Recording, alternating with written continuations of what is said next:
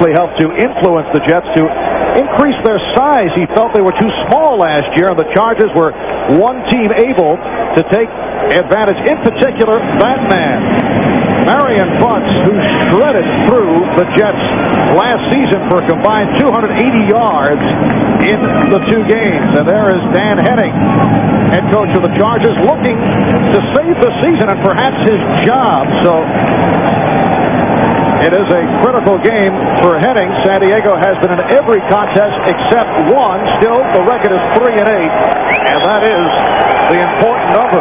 Hi, everybody. Marv Albert with Paul McGuire.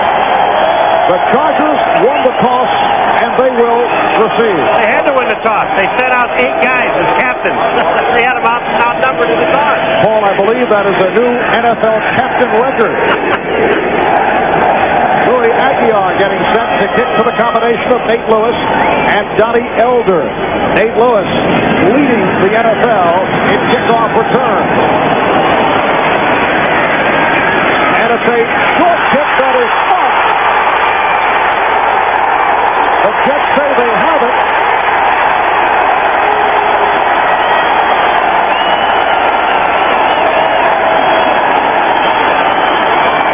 Looked like Eric McMillan was on the ball. Mitchell Benson could not hold on, and McMillan covered up.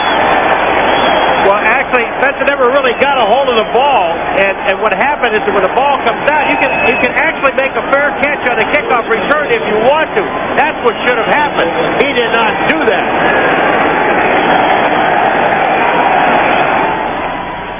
Dr. Pepper and your local Dr. Pepper bottler bring you this NFL Game of the Month. Dr. Pepper is just what the doctor ordered. So the Jets on the recovery start out from the 29-yard line, and Brad Baxter is driven back by the combination of Bert Grossman and Gary Plummer. Pickup of 2. A look at the Jet offensive line. Criswell, Cadigan, Sweeney, White, and Ethan up front. The right side of the line has been particularly effective. Ken O'Brien coming off one of his best games in the NFL against New England last week. Blair Thomas has been on the disappointing side. He and Baxter are at the running back. They're calling it a second down and 9. O'Brien able to get away and then throws one high and far with Rob Moore in the area. Donald Frank on the coverage, and a penalty flag is down. Joe Cross really thought he had O'Brien in the backfield, number 75. He was back there, O'Brien getting away. Now remember the rule. I know it's late in the season, but let's think about the rule. There's no such thing really as in the grass unless, we can hear this, personal foul, roughing the passer, 44 defense, first down. That's Martin Bayless coming in late. Now what happens is you're not in the grasp anymore unless there's another man who's going to take a shot at the quarterback. Here's O'Brien back to pass. Now watch what happens. The reach is over there. See how O'Brien gets away? Now when O'Brien gets away, he throws the ball. Here comes Bayless in and hits him after the ball is thrown. That's a 15-yard penalty. So the Jets first down at the 14-yard line. One change in the Jet lineup. Mike Tate is in at left guard to Dave Cadigan. Baxter stopped by the strong safety Ballas along with the right defensive end Grossman. Last week Dave Cadigan returned to the starting lineup but was forced out by an ankle injury, and Mike Tate, a last-second starter. Barbara, on the first play from scrimmage, Joe Bird, the quarterback of the San Diego Chargers, number 22, got hurt. So he came out of the game. Donald Frank, 27, is in now. It is a second down and 2 at the 6. Minute and a half gone by in the first quarter.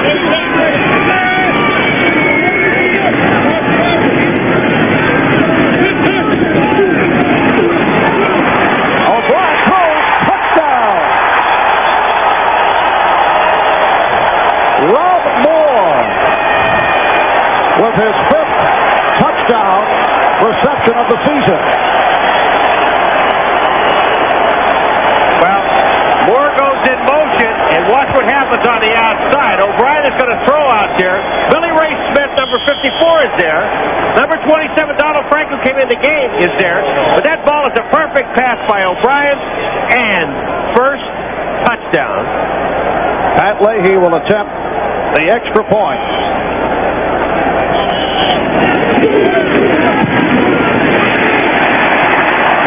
A quick start by the Jets, taking advantage of the kickoff bump, and they lead 7-0. Well, a 7-0 Jet lead on that opening kickoff. The Jets trying to keep it away from the very good kickoff return team of the San Diego Chargers, and they succeeded. And Mitchell Benson, one of the young men, had some problems with the ball. I just saw Benson when we went out. The other players went up to him and said, "Look, if you can spare catch a kickoff, that's what he should have done." He's a defensive lineman. He's not supposed to be running with the ball in the first place.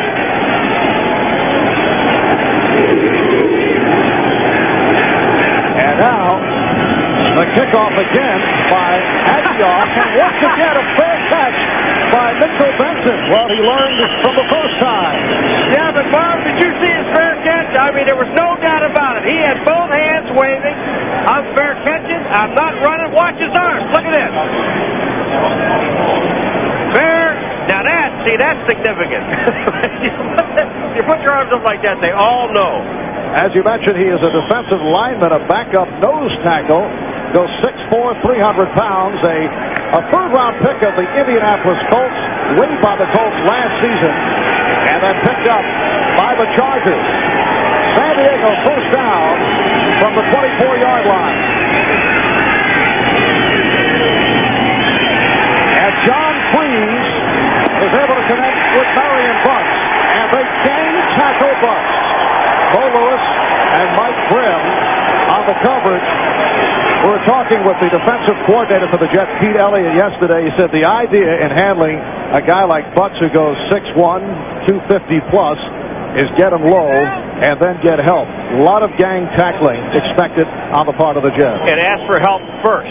Yes. Before you go hitting him. And you're right. You just don't want to hit Butts high, because if you do, he's going to take you with him. Second down and 10 at the 24.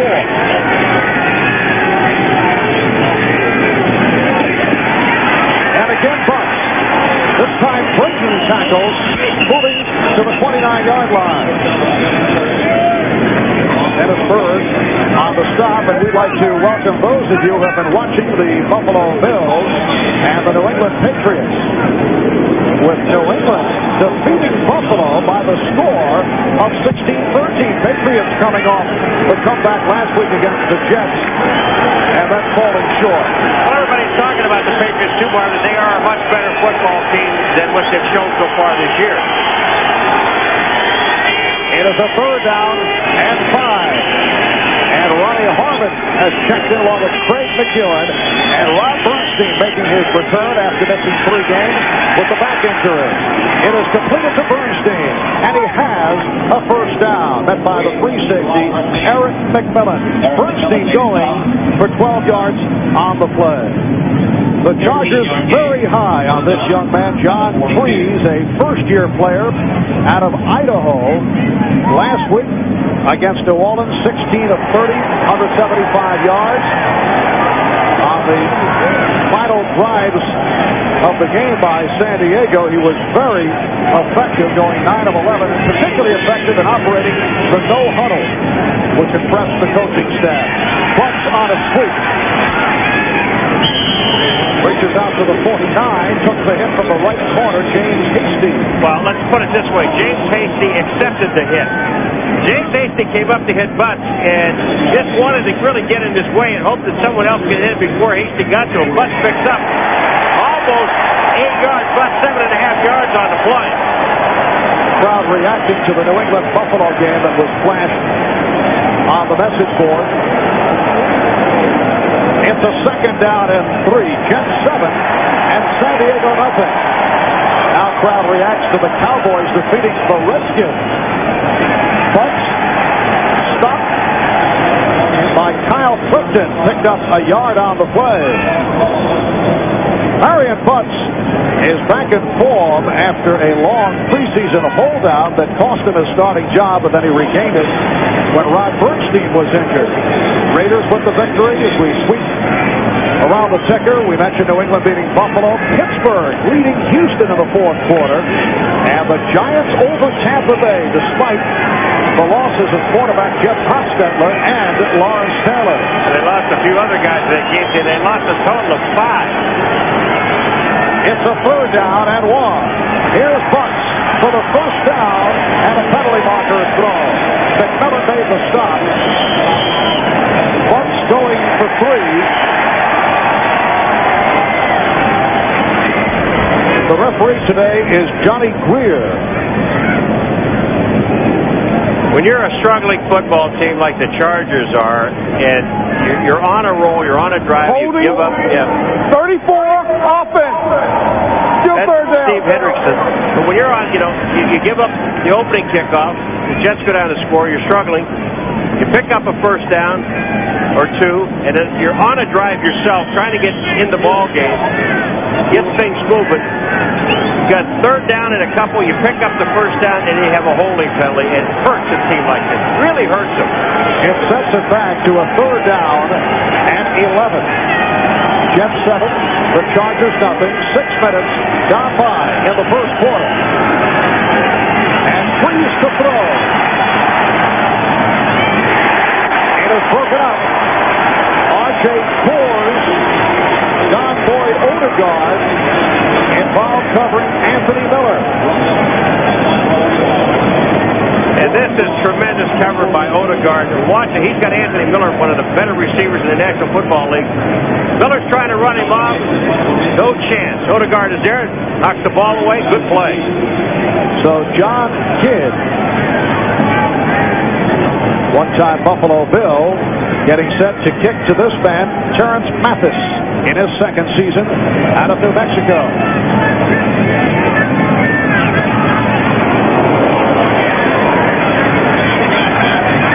Mathis from his 21. Excellent coverage by the Chargers. A 39-yard kick, only a 3-yard return. Darren Carrington on the stop. NBC Sports coverage of the National Football League is brought to you by Acura Automobiles. Experience precision-crafted performance. By Coors Light, the Silver Bullet is the right beer now. By Starter, look for the stars and you'll find starters. And by Tylenol, the pain reliever hospitals use most. Back at Giant Stadium, Marv Albert with Paul McGuire. The Jets with a 7-0 lead on San Diego, and Ken O'Brien will start out from his 24. Ken was telling us yesterday after practice last season against the Chargers, he said nothing worked. So during that first meeting, which was a blowout, he felt, as he said, we had no clue. They couldn't make any adjustments, and the ones that they did make did not work.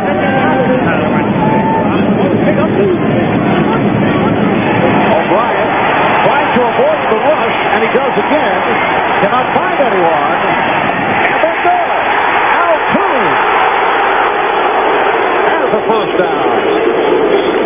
He was hit by a one-time Jet, Donnie Elder. He wanted to hit Rob Moore coming across the middle right at the beginning. Watch to the right of your screen. Rob Moore's going to come in and he's open. But the problem is that Joe Phillips was in his face, so O'Brien gets back to the outside, and then Toon does the smart thing to come back to him. Almost breaks it. If it wasn't for the one tackle of Donnie Elder, Toon might have gone all the way. That's 88 consecutive games with a catch for Al Toon. It goes for 13 and a first down at the 37. The short set by O'Brien, and again finds Toon, who was covered by the right corner, Sam Seal. 6-yard pickup. It'll be a 2nd and 4. We are set for an update. Let's go to Bob Costas. Marv, no perfect season for the Redskins earlier today. This is what turned out to be the winning touchdown as Michael Irvin makes a juggling catch on that touchdown throw from Steve Berline. Berline played most of the second half in place of the injured Troy Aikman. Dallas dumps Washington to 11-1. Cowboys 24, Redskins 21. Marv? All right, Bob, second down play for the Jets. They're calling it a second down and 5 from the 42. O'Brien to the sideline, and he has a first down. Nice move by Moore. We also chatted with Ken O'Brien about the surprising mobility last week in the New England game. And he saw some 50 moves here at the start. Several occasions last week able to pull it off. And he said, well, they know that I'm not exactly twinkle toes running around back there, but he did show some nice movement. You don't have to be twinkle toes, and all O'Brien is doing is he's reading on the outside. Frank, number 27, trying to play man-to-man on one side. Steele on the other side trying to play man-to-man. As soon as he reads that, he's going outside. It is a first down at the 48. And it's Blair Thomas blasting ahead, picked up by Leslie O'Neal. He went for 9 yards on the play. A couple of changes in the Charger starting lineup. Henry Rowley inactive today, usually the starting outside linebacker because of an ankle injury, sitting it out. Billy Ray Smith, who played well last week, is the starter there. And the free safety, Stanley Richard, the rookie from Texas, number 1 draft pick, is also out with a shoulder injury, and he was put on the inactive list. Anthony Schultz, 2-year player from Tennessee State, has taken over. And as you mentioned, Donald Frank replaced Gil Byrd at the left corner. It is a second down and 2 at the 40. And O'Brien loves one. Rob Moore working against Donald Frank. Well, you give the credit here to Ken O'Brien. He is reading everything that the Chargers are trying to throw at him. They came with a full-scale blitz that time. O'Brien read it, and he's going to look on the outside, and just when he does that, he sees Frank and Rob Moore one-on-one. Watch where this ball is. Rob Moore plays it beautifully. They get the ball down to a 10-yard line, but O'Brien read the blitz, had maximum protection, one-on-one on the outside, first down. And there's Gil Byrd. Looks like he's talking about his ankle. Suffered a twisted ankle earlier. O'Brien is 5 for 5 here at the start. Thomas off the gorgeous face. So following the 30-yard pass play to Moore, Blair Thomas runs it in from 10 yards out, and the Jets off to a fast start. Lead it 13-0. First touchdown. Isn't that nice? What a great run, though. 10-yard run. I mean, the blocking is superb. The Jets are doing, on offense, everything that they want to do. And I give the credit to O'Brien because it looks like he's changing at the line of scrimmage. He just seems to be able to call whatever he wants to do. They're going to check this to see if he was in the end zone or not, but he is. Thomas, watch this cut back right here. He cuts right through the middle of the hole. Billy Ray Smith has a shot, doesn't make it. Thomas is in the end zone. And the announcement by the referee, Johnny Greer, that the play is being reviewed. I mentioned earlier, Blair Thomas has been disappointing. Last week, saw his role diminish, carried the ball only once in the second half, 6 carries for 19 yards. And Paul, you get the idea that trying to get him into it early. You know, and when you look at this play right here, take a look at his knee. They may call this ball down on the 1-foot line. He doesn't get his first touchdown. If you look at that one there, he does not make it in. His knee is down. When the knee is down, now it's where the ball is. The ball is not in the end zone. The ball should be on about the half-yard line. Want to make that call? Yes, the replay official, Dave Hawkeye, is checking it out. Blair saying, please. He already took the ball to the sideline.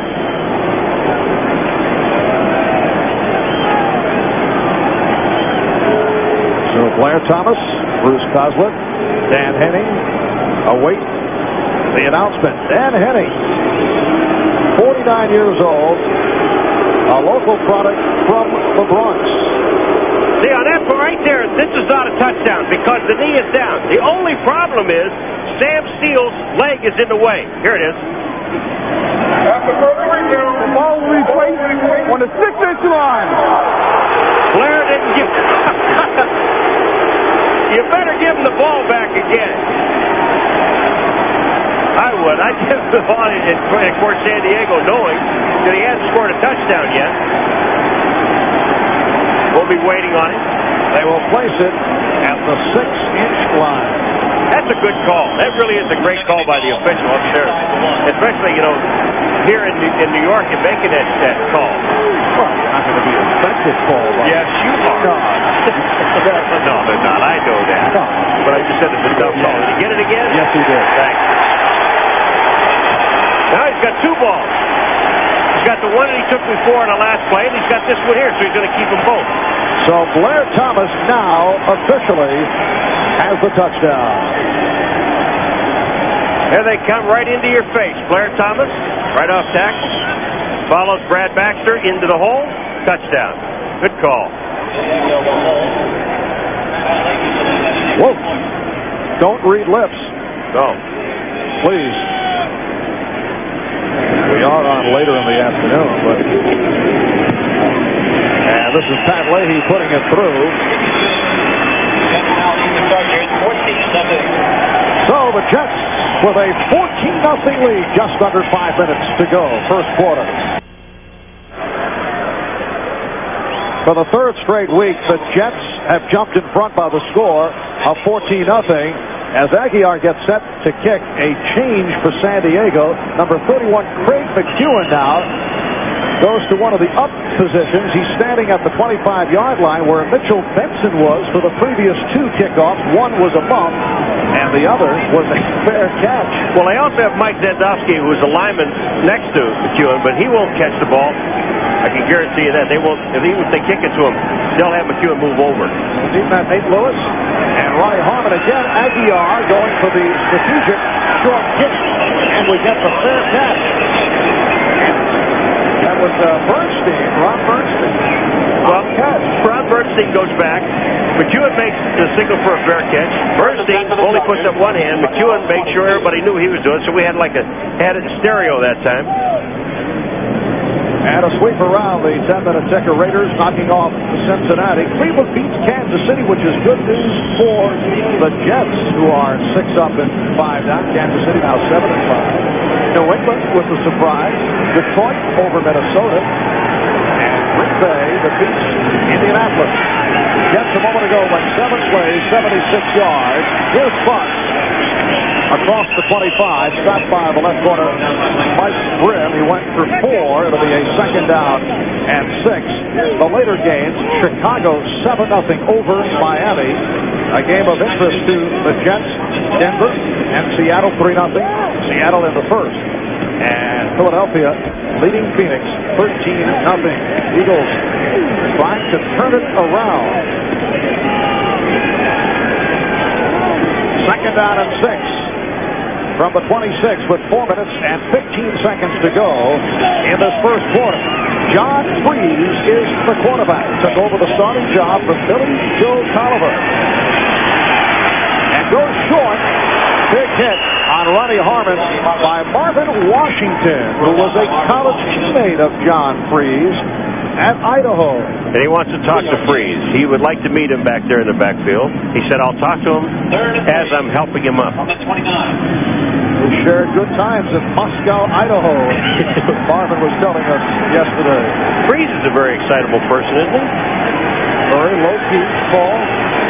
He said he's even low-key for Idaho.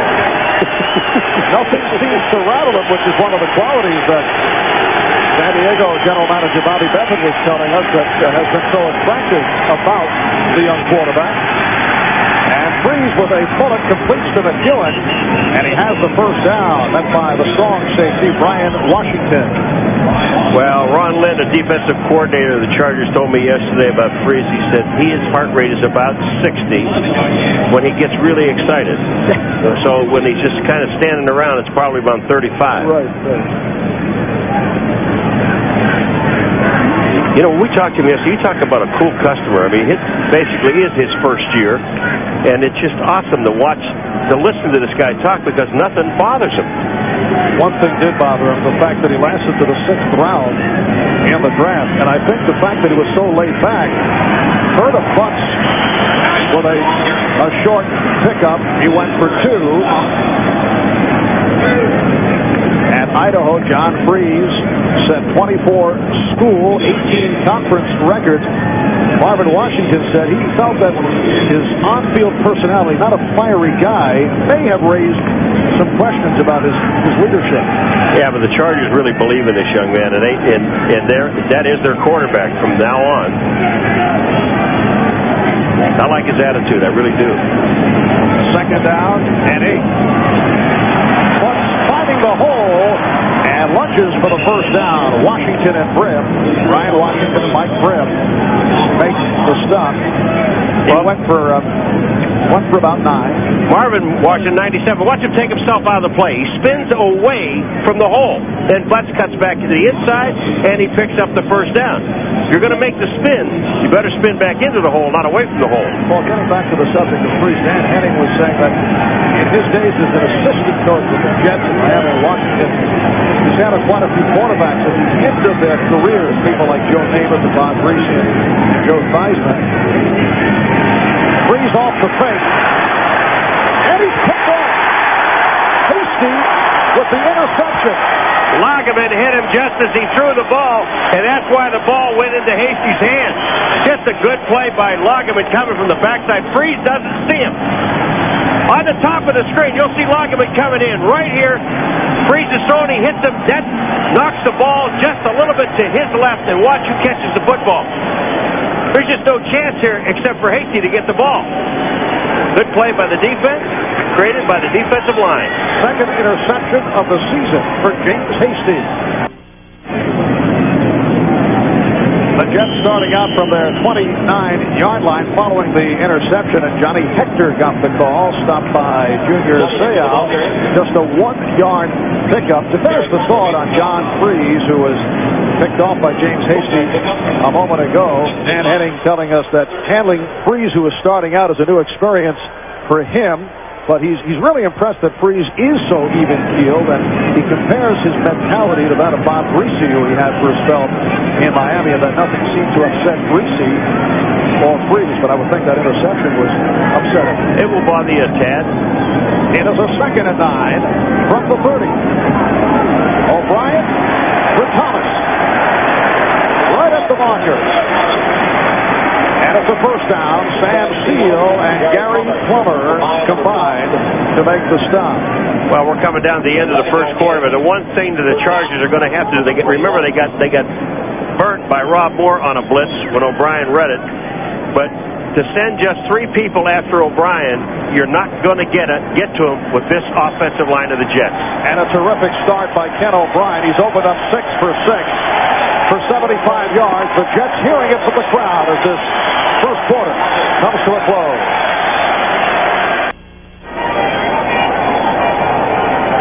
And there's the left corner, Gil Bird. Sprained his ankle earlier, a major loss for the Chargers. 6 interceptions, tied for the AFC lead with Chris Dishman of Houston. Man is often called the best cornerback not to make the Pro Bowl. It's true. He's had some great years. 2nd quarter underway. It's the Jets 14 and the Chargers nothing. The Jets from their 41-yard line back to the ground. Thomas. And he's bumped out across the 45. What a super block by Rob Moore on the outside on Donald Frank, number 27. I mean, he put him on the ground. Rob Moore out here to the right. You're going to see Frank on the ground right there. Number 27 is on the ground, gets back up, does not make the play because Moore had him down. It's a 2nd down and 6 at the 45. Moore now splits to the left, Tunis to the right.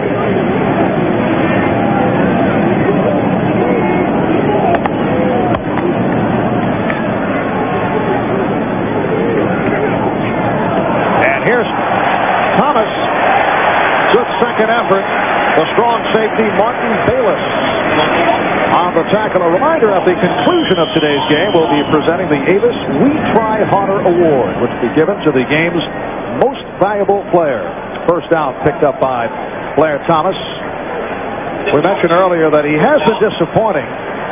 Interestingly, he has not had a significant game since that fumble in the overtime loss to the Bears. And there has been a feeling he's looked a little tentative out there. And also, Jet coaches make the point that he is a back who needs the ball. Usually as the game progresses, he gets stronger and stronger, and their scheme is not set that way.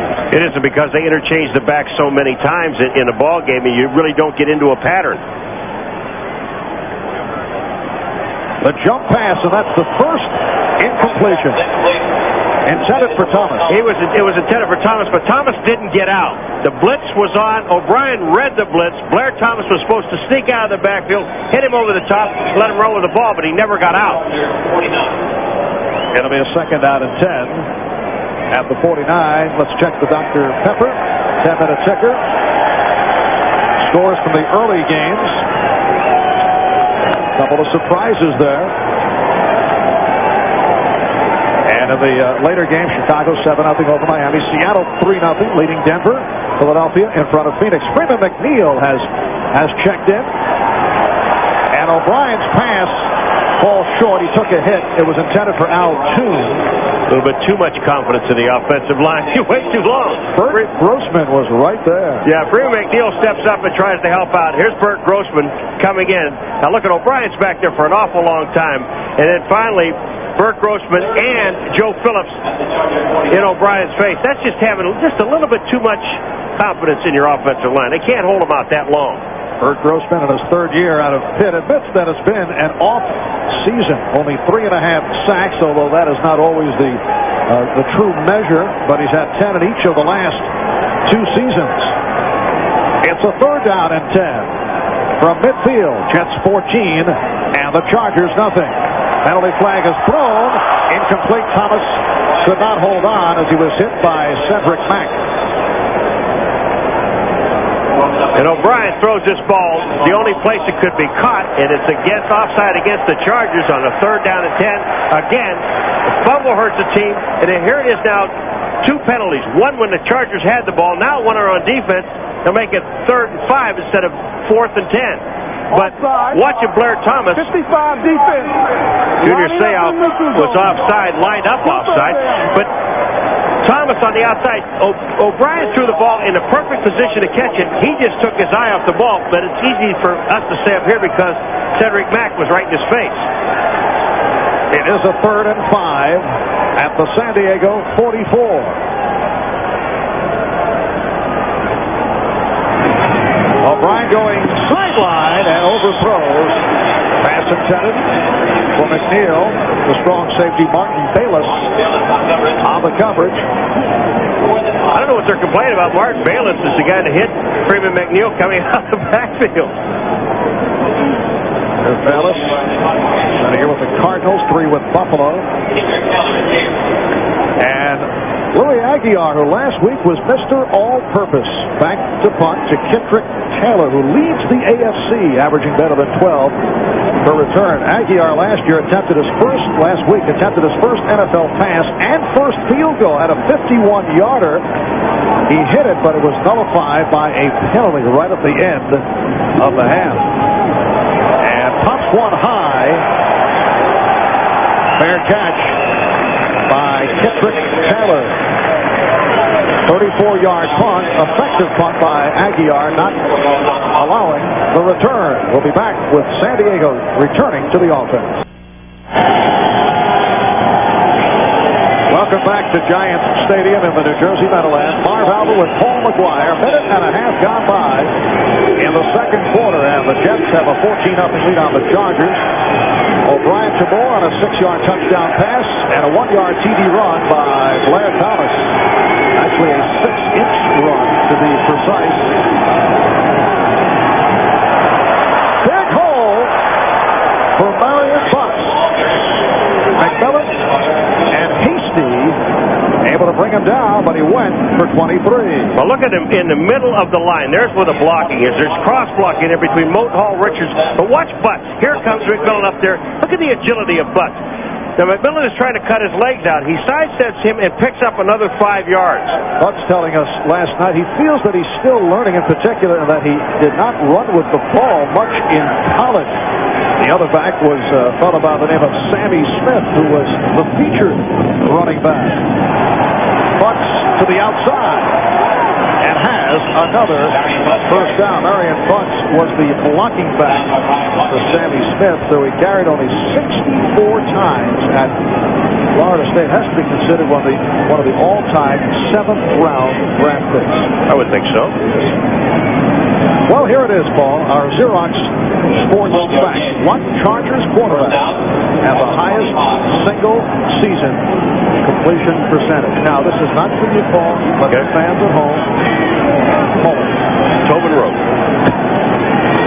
First down at the 45. Play action, and Freeze dumps it to the tight end, Walker. Well executed, another San Diego first down. Jeff Lageman made the stop. Derek Walker with his first catch of the day. That goes for 12, and we go to Bob Costas for this update. All right, Marv, at Soldier Field, Neil Anderson is playing today for the Bears, but Brad Muster, who got 100 yards last week when Anderson was sidelined, nonetheless gets his share of the carries, and that was Muster going over from 3 yards out. Don Shula's Dolphins trailed Ditka's Bears 7-0. Thank you, Bob. It is the first down of the 43. The Chargers on the move. They're trailing the Jets by the score of 14-0. But that time met resistance. Lageman with the stop. Now, Lageman was the guy, he is having such a great year. Lageman was the guy that really got the screen pass when Derek Walker, number 89, the last play, got the screen. So he was downfield making the tackle. Now Lageman, here he is on the other side of the line of scrimmage. Watch this. Butts coming in. They're trying to block him at the line of scrimmage by Dwayne Young, and he doesn't do that. Lageman makes the play. No gain. They got to find out. You got to know where Lageman is, because you sure don't want to run at him. It is a second and 10 at the 43-yard line. The tight end Young in motion. Looks to be a mix-up. And Freeze covered up. Mo Lewis will receive credit for the tackle. Loss of a yard. Defensive coordinator Pete Carroll. Does Lageman have the wrong number on his helmet? I know he's number 56. Yeah. He's got 51. He's partial to 51. And there is no 51 listed on the Jet roster. It's a third down and 11. 81 Lewis flanks to the right. Freeze on the swing for Harmon. And Ronnie Harmon looked to be short of the first down. R.J. Coors made the stop.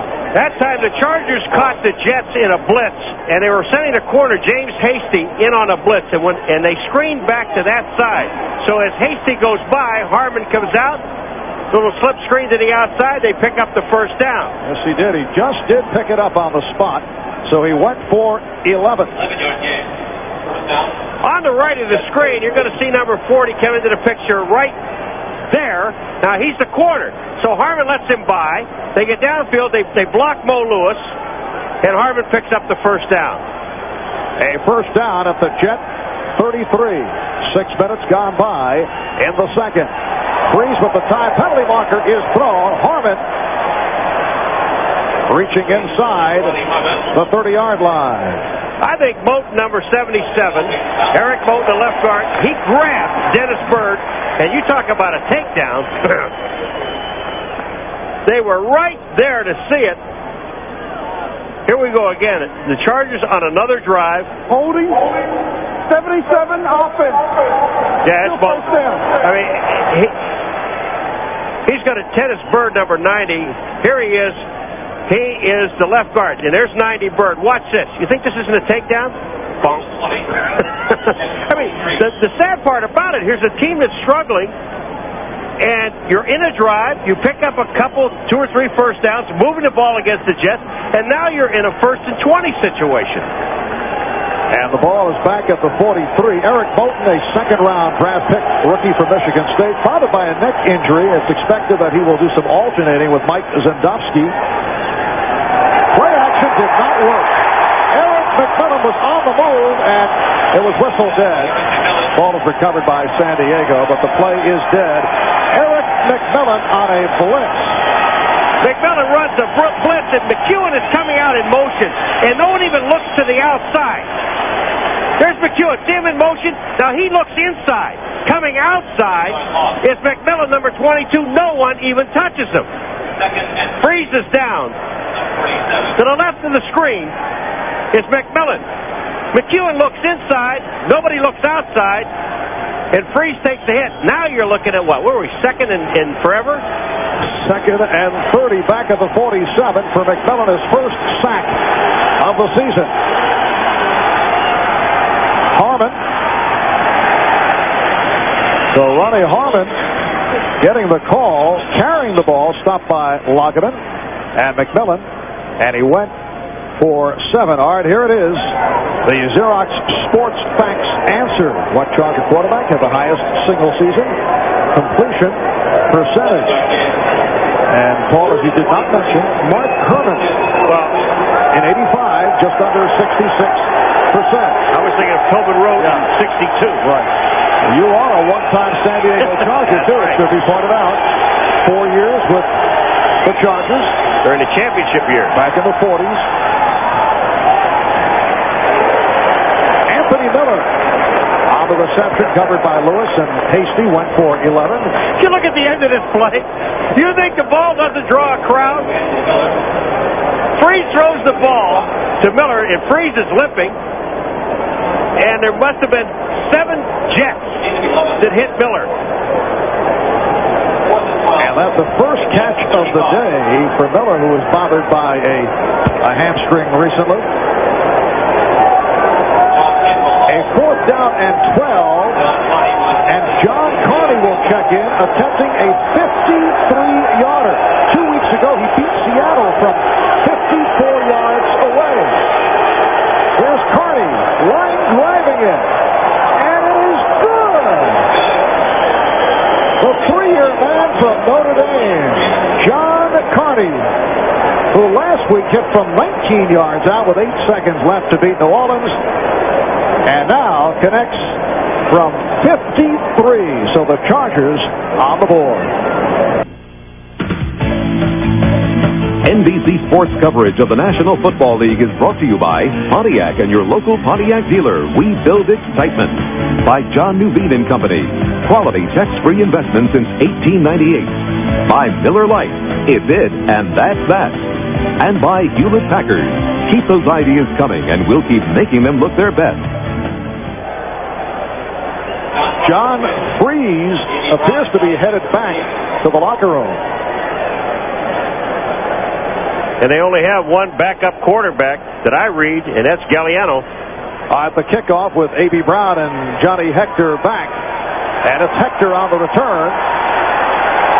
Hector with some nice moves, works his way across the 30-yard line, stopped by Donnie Elder. He went for 27. We'll take a timeout. Back after this. Freeze turns his own ankle before he gets hit by McMillan. Now watch his left ankle. It was in the circle there. Now watch. Here's where he...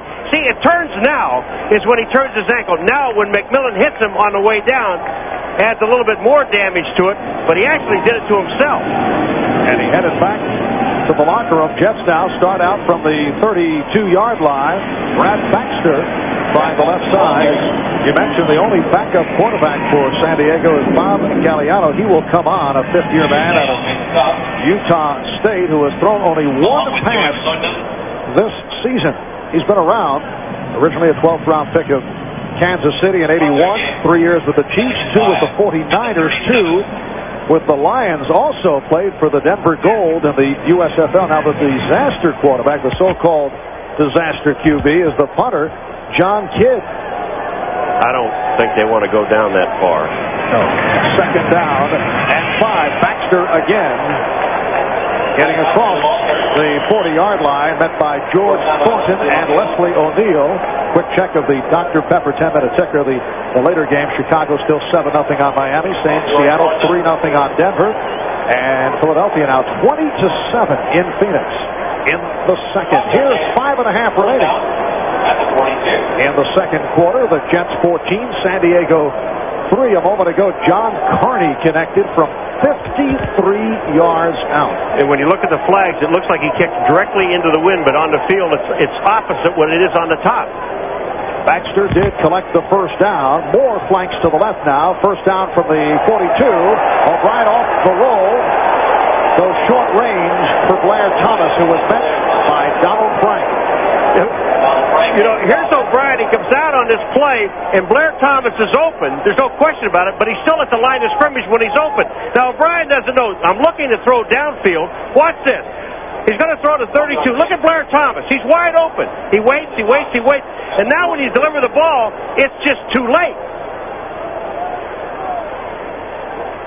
Second down and 8. Thomas to the sideline. Baxter now, the lone D back. And O'Brien has come up with back-to-back 300-yard games against the Patriots and the Colts. Has really improved his game in recent weeks and completes the Dressel. Chris Dressel, the tight end, able to break tackles and finally was hauled down by Sam Seal and Billy Ray Smith. It's a 23-yard advance. Now you're talking about Twinkle Toes O'Brien. This is what he called himself. He makes the play. He really does. Dressel coming across. But O'Brien, watch this. He was thinking about running with the football. Everybody's covered downfield. Good defense. He steps up. He sees Junior Seau. And then he decides, I'll throw this ball at Dressel. He picks up the first down. Toon is down trying to help out number 88. But it is the first down inside the 35. And that pass-catching tight end, Trevor Maddich, has checked in at the tight end position. However, back to the ground for Baxter. Hinkle on the stop. Madison last week caught what turned out to be the game-winning touchdown. He calls himself the NFL's fastest 290-pound tight end. Yeah, but the thing about it is, though, that the tight ends are mad at him. They don't want him in there. He got a touchdown. Look at him. He said, look, I was open. They called a running play. He should have called a pass play. I'll be open. Just throw it. Second and 6 at the 30. Trevor Maddich, a player who can play guard, tackle, center, and now he's added to that repertoire with the tight end position.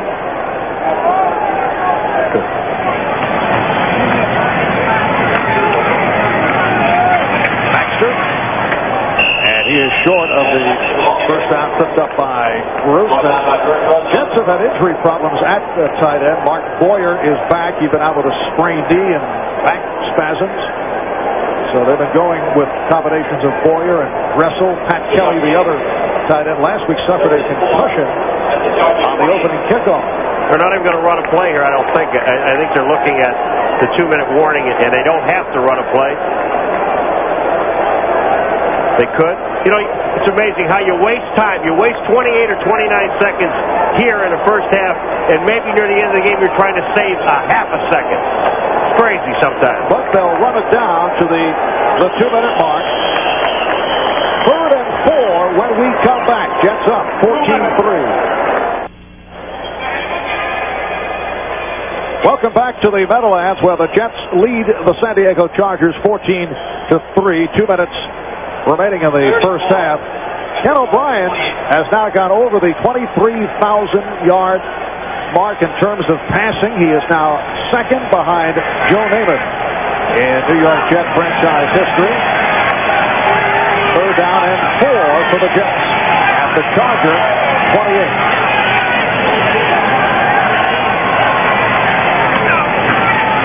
And O'Brien on a timing pattern, incomplete, intended for Chris Burkett, who has had an outstanding season both as a receiver and as a special teams player.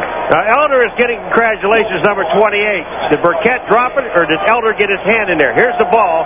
Here's the throw to the outside. Burkett is looking at it.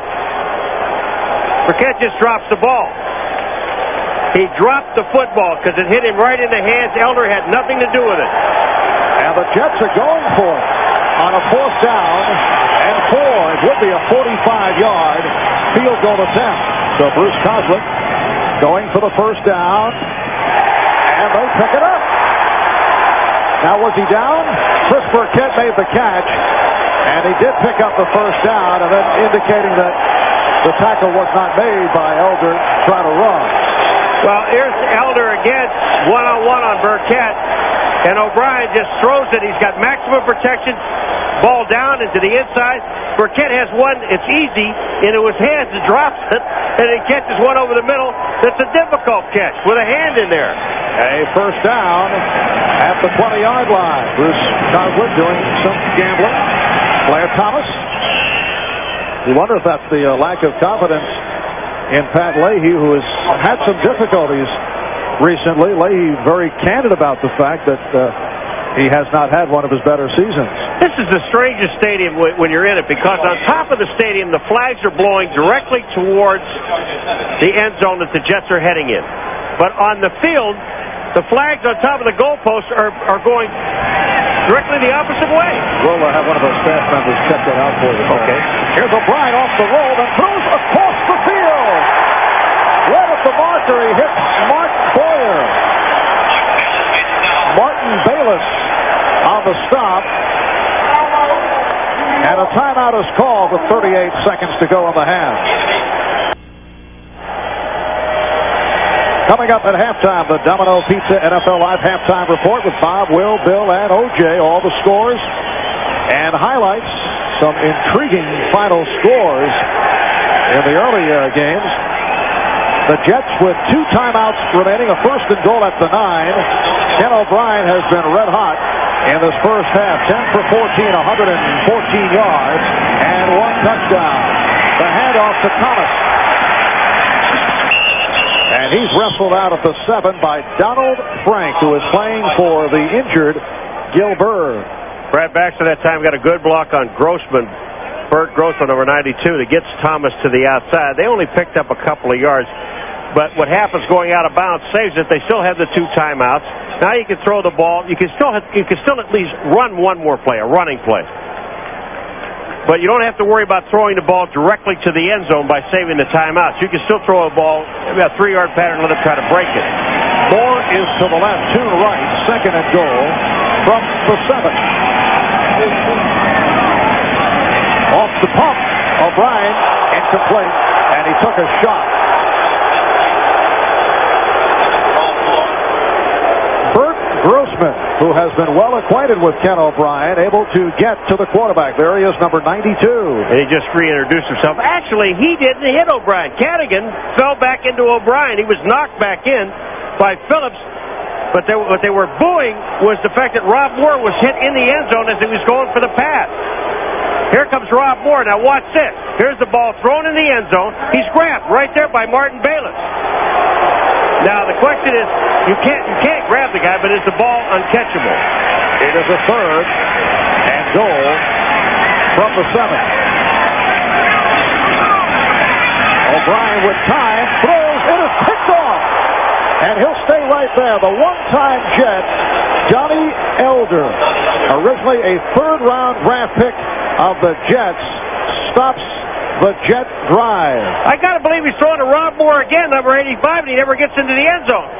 Here, look at way on the outside is Rob Moore. Here he comes underneath. Now watch this. Bang, he gets hit there. That's illegal. And then the ball is picked off by Elder. That's twice that Moore has been grabbed or hit in the end zone. And you can't do that. You know the old 5-yard rule? Is there one? There is a 5-yard rule. I know there's a 5-yard rule. Isn't there? Do you know there's a 5-yard rule? Again, our staff will check that out for us. There is. Believe me, there is.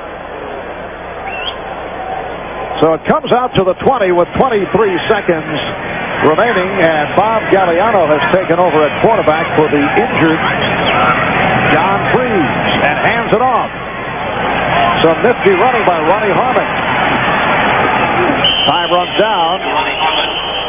That was a nice run the clock out run. And the Chargers now call for time. They stop the clock with 14 seconds remaining. 8-yard pickup by Harmon. It'll be a 2nd and 2 when we come back. We'll pause for this. Well, this Thursday, Thanksgiving Day on NFL Live, Will McDonough will pay a visit to Tom Landry, the legendary Hall of Fame coach, to see what he's up to now, and we'll also have some Thanksgiving greetings from some of the Cowboys and Steelers of the 70s that made that rivalry special. It will be the Steelers going up against the Cowboys. Steelers knocking off Houston earlier today. Dallas with the victory over Washington. So a good matchup coming up, 3:30 Eastern Time. Dick Enberg, Bill Walsh will be on hand to bring it to you. Dallas 24-21 over Washington, and Pittsburgh at home defeating Houston. The Oilers looking to clinch their first AFC Central title. Here's Harmon for the first down and more with time running out, trying to get out of bounds, and he did.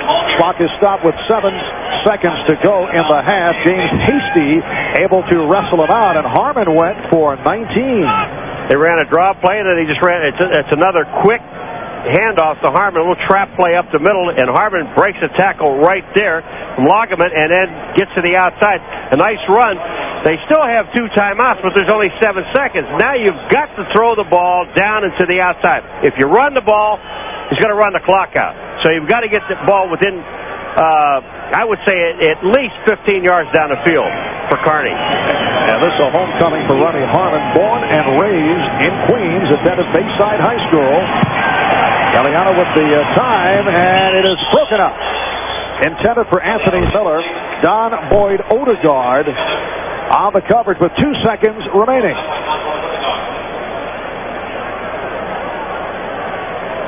That's where you look to the sidelines and you're waiting for the coach to give you a play, and the coach is saying, score, please score, because you're not going to get, the only way you're going to get a chance is on a defensive penalty. The ball at the 47 in Charger territory. Nate Lewis flanks to the right, and Anthony Miller to the left up the near side. Jets 14, Chargers 3. And let's see what Harmon can do with it. And that will do it. So that is the end of the first half here at Giant Stadium.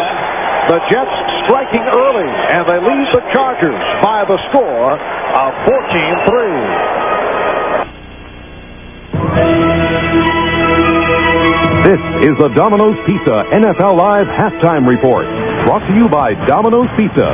Nobody knows like Domino's how you like pizza at home. And no beating around the bush here. Right to the scoreboard we go. At Soldier Field in Chicago, the Bears with a 7-3 lead over the Dolphins. Sammy Smith had a fumble at the 3-yard line to thwart a Dolphin drive. Brad Muster has a 3-yard touchdown run for the Bears. Denver and Seattle, it's the Seahawks with the lead. Almost halftime at the Kingdome. 13-0 in that one. The game you're watching, the Jets in front 14-3 halftime at the Meadowlands over the Chargers. And Philadelphia has scored twice on Cardinal fumbles directly. One was returned 34 yards by Seth Joyner. The other was recovered in the end zone by Clyde Simmons. They lead at Phoenix 20-7. Now these are finals from earlier today. The Raiders win at Cincinnati 38-14. You'd think with 38 points, big day for Schrader. No, he threw the ball only 10 times, completed 4 of them for 29 yards. Tim Brown ran back a punt, 75 yards for a touchdown. They recovered a botched snap on a punt situation. Elvis Patterson ran it in from 3 yards out. Roger Craig and Steve Smith and Marcus Allen all had scoring runs. Raiders take their record to 8-4, and Cincinnati is 1-11. Kansas City suffered a very costly defeat at Cleveland. The Browns win by a score of 20-15. There were 5 Kansas City turnovers, including 2 Christian Okoye fumbles inside the 5-yard line in the first half. Steve DeBerg was intercepted a couple of times. He completed 30 of 50 for better than 300 yards, but the interceptions were costly. Cleveland wins it, drops the Chiefs to 7-5. No undefeated season for the Redskins. The Cowboys win 24-21 at RFK. The Skins are 11-1. The Cowpokes are 7-5. Jimmy Johnson had cause to argue, though not nearly as often as he did last week against the Giants. Emmitt Smith breaks the 1,000-yard mark for the first time in his NFL career on this 32-yard touchdown run. It tied the score at 7 in the second quarter. Here's Troy Aikman being led off the field after spraining a knee on a high-low hit by Redskin defenders. He was replaced by Steve Berline, and Berline tosses this 23-yard touchdown pass to Michael Irvin, who bobbles it at the 6 but then takes it in. That gave them a 21-7 lead, and they held on to win 24-21. What is your level of surprise about this outcome? I was a little surprised, particularly that Dallas was able to win in light of the last 2 weeks they'd lost. But now Dallas is in a position because they have Pittsburgh on Thursday. Not too much time to rest, but if they could get that one, then they have those 10 days, and of course they have Philadelphia, New Orleans, and Atlanta, the last 3. I think Dallas is in good shape for the playoffs if they get that 10-day rest after the win. I'll tell you, I'm not shocked. I may be a little surprised, but whenever a team plays a team twice, it becomes somewhat personal, and you can throw the records out of the window. I am surprised that they were able to beat them in RFK, though. That surprises me. Emmitt Smith, by the way, had 132 yards rushing in the victory for the Cowboys. Buffalo loses at New England. Another example of what the Juice was talking about. Patriots and Bills meet twice every year. Marv Levy's team had a tough time with them a couple of weeks ago in Buffalo, and they got burned today. They took a 10-0 lead, but then toward the end of the first half, here's Kelly throwing. Maurice Hurst with his second interception of the day. Kelly was picked off 4 times. On the very next play, about half a minute to go, Hugh Millen will find Irving Fryer, and Fryer takes it in for the touchdown, and the comeback was on its way. They took the lead for good when Millen kept the ball on this 3rd and goal from the 2-yard line, took it across, and New England wins it 16-13. They have been so close in so many games this year against tough teams, and today, just as they had done earlier this year against Houston, they beat one of the best. Well, and they deserve it. They've been playing excellent defense all year. They've had a couple of games that they could have won. You got to give McPherson credit. Their defense is playing very spirited football. Bill pointed out earlier that the Buffalo Bills can't afford to take a day off offensively. Next week they got to play against the Jets, another team that plays them twice and played them tough the first time. So things aren't going to be that easy for Buffalo. I think you really got to start taking a hard look at who's going to end up getting that home field advantage now.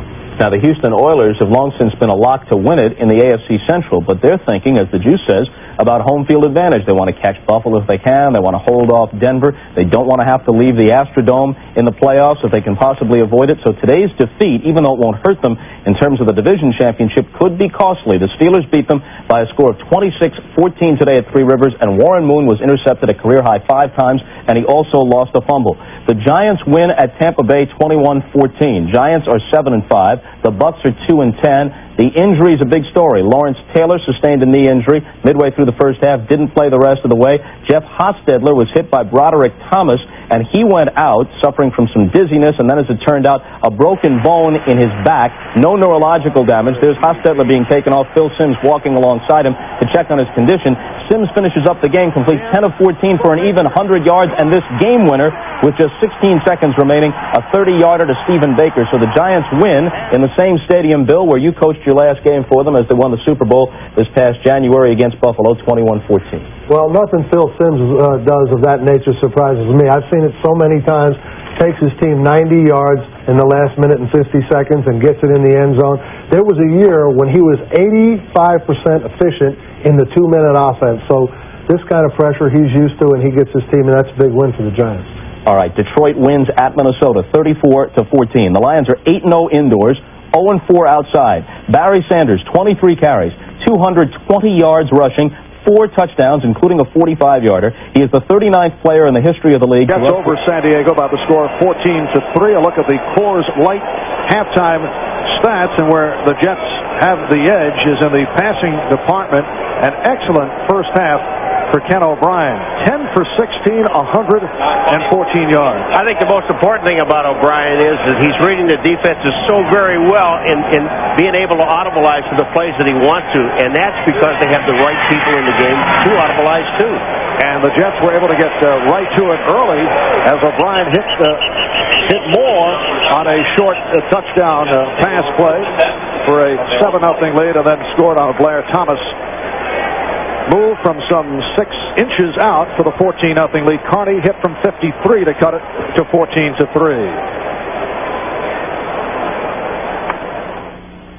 Dr. Pepper and your local Dr. Pepper bottler bring you this NFL Game of the Month. Dr. Pepper is just what the doctor ordered.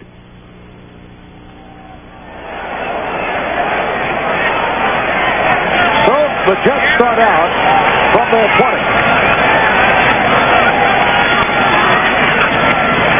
And they go to the ground, and it's tossed up. Brad Baxter still loose. And it turns out to be a long gainer for the Jets. Al Toon able to come up with it.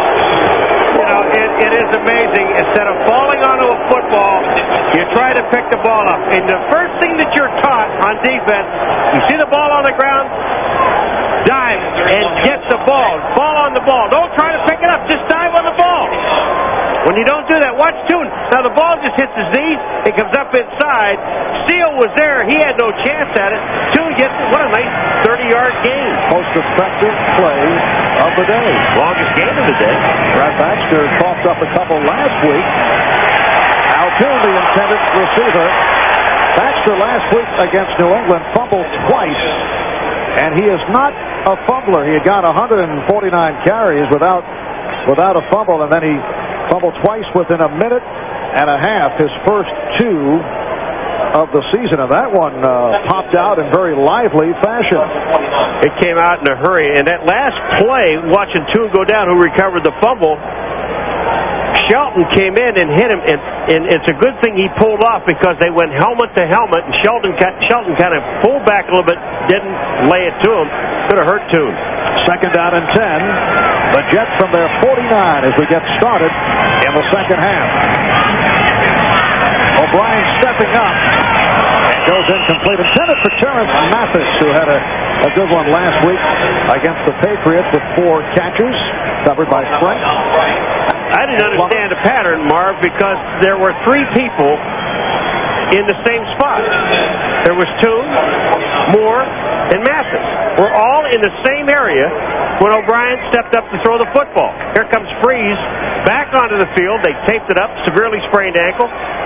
He's jogging fairly well. We checked with the Chargers general manager Bobby Bethard. He said they're hoping Freeze will give it a shot. O'Brien is 0 for his last 4.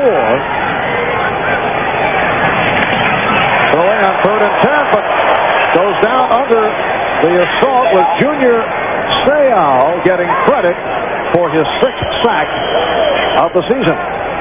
Grossman was there, Seau was there. It just looked like the gates opened up because it was all white shirts when O'Brien goes back. Watch this. Here they come. Seau's already in there. Grossman's there. Billy Ray Smith is down. Leslie O'Neal is there. I mean, the gates open. Everybody came. So Aguiar will drop back to punt. Junior Seau telling us last night that he has extra motivation going today, in particular against Blair Thomas 2 years ago. The Jet pick in the draft came down to Thomas or Seau, and the Jets went for Thomas. There are a couple of other possibilities in there. Aguiar the first, running for the first down, and more.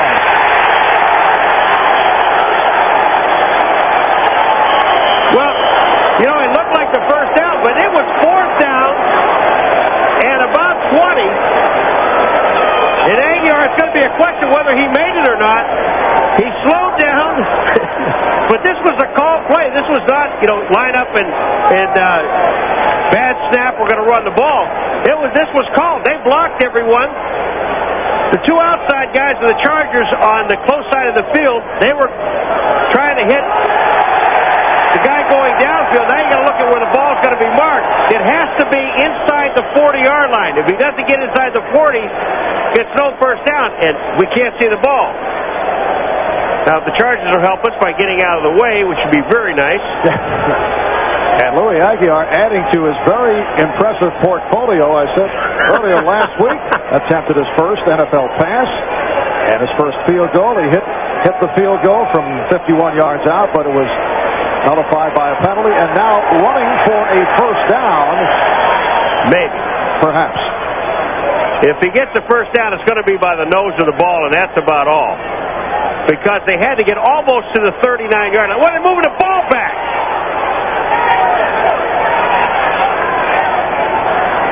Now, wait a minute. Now, that was a slick little move. They were moving a little bit further. Now, that's the Chargers' ball. I kind of questioned that one. The ball was down. It was marked, and then they moved it back. First down, San Diego. All right, let's see where Aguiar goes down. Now, if you can take a look at the right right side. You can see this is all called. Everybody is blocking. Here goes Aguiar. Now, I don't know if he realized he had 20 yards to pick up. He's looking there. Now, the ball goes down there. It's where he leads. Now, here he is. No, he wouldn't have had the first down anyway, Marv. But they moved the ball back beyond the line, almost to the 41-yard line, and Bruce is not very happy. Here comes Aguiar. He's going down. Now watch, again, it works for the punter too, his knee. He's down. The ball does not, it wouldn't have gotten the first down, but the ball still should have been about a half a yard further downfield. Bob Galliano remains in at quarterback and is able to cover up on the botched snap. Well, that run by Aguiar goes for 17 yards, and it turns out to be the Jets' longest rush of the day. Well, I almost thought you were going to say of the year. No, they've got a lot of problems. Aguiar was moving, though. Fleet of foot. But he's got that little satchel in the back that kind of slowed him down a little bit. Yeah, that's not good if you're a running back. Yeah, I don't know. What is that, a like lunch bucket? I mean, I don't know. Carrying his change in case he may want to go to the soda machine. Louis Aguiar, first-year player out of Utah State. Chargers now 2nd and 13. Galliano for McEwen, who is covered by Lewis and is ruled incomplete. Craig McEwen, a native of Queens, another of several local products on this San Diego Charger squad, has been bothered recently by a sprained ankle. He is a third down specialist. It'll be a 3rd and 13. It was ruled incomplete. If it would have been complete, it was 2nd and 13. It would have been a half a yard gain. I mean, I know Galliano hasn't been in the game just at the end. He was handing the ball off, but you got to throw the ball downfield. Now Nate Lewis flanked to the right. The crowd urging the Jet defensive unit on. Here they come. Galliano stepping up. Can't find anyone. And has to run out of bounds. Chased by James Hasty.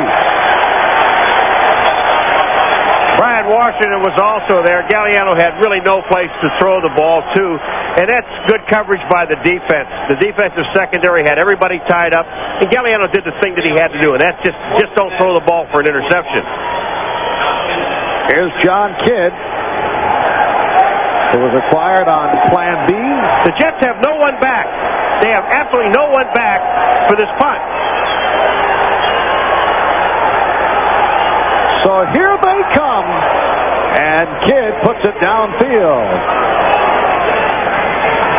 And the Chargers get the terrific hunt, and it's down to inside the 5. An average booster. Yes, that will go for 57 yards. The Jets are coming after it. Kidd gets it off. That's all he wants to do is and let the ground do all the work for him, and it does.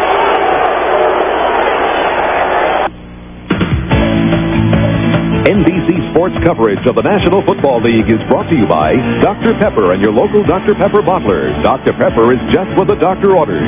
By Mitsubishi, bringing you a full line of award-winning automobiles. Mitsubishi, the word is getting around. By Schick Tracer, it traces every curve on your face. And by Hertz, we never forget who made us number one. We're America's wheels. The Jets start out from their 2 following that 57-yard uncontested punt. The Jets sending everyone a Kidd. Rob Moore on the completion. Donald Frank providing the coverage. That goes for 9. What a nice call that was, because you're down on the goal line, a play action pass, and Rob Moore picks up 9 yards on the play. That's a gutsy call. 9 yards. There's Al Roberts, the special teams coach for the Jets. I got to believe someone was supposed to be back. At least one guy. You think there was a mistake? I do. 2nd down at 1 from the 12. And on the draw, Hector has the first down. Kalen Paxton on the stop. Picked up 4 on the play. Look at the Hertz 10-minute ticker. These are the earlier games. The loss by Kansas City, certainly enjoyed by the Jets. The Chiefs go to 7-5. If the Jets can hold on and win, they go 7-5 as they battle for wild card position. Several surprises in the early game. Chicago now leading 10-3 over Miami. Seattle also in the wild card hunt with the lead. Philadelphia gunning for its 4th straight win. It's a first down from the 17. We're early in the 3rd quarter. Blair Thomas run out across the 20 by Frank. Went for 4 on the play.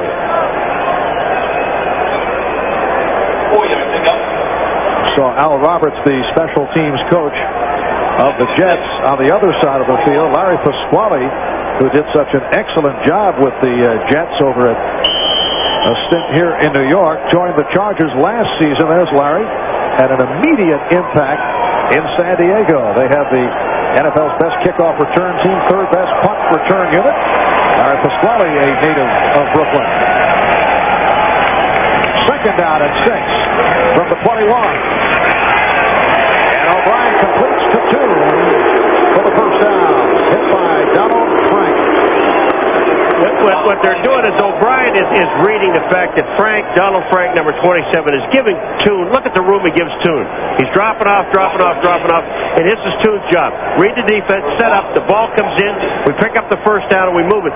Don't worry about getting deep. If they're going to be off that far, we'll take what they give you. Jets with a 14-3 lead on San Diego. The 2 scores early. O'Brien to Moore on a 6-yard pass. Thomas took it in from a yard out. And the San Diego score, 53-yard field goal by Carney. 9.5 remaining in the 3rd quarter. The short sent by O'Brien, and it is picked off. Flag throw, Donald Frank on the interception. Intended for Moore. But a penalty marker is down.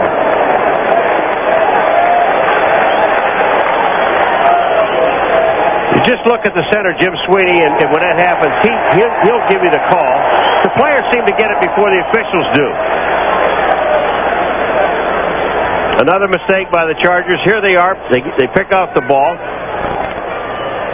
Dan Henning. Illegal hands to the face. 27 defense. First down. So that is the left corner, Donald Frank.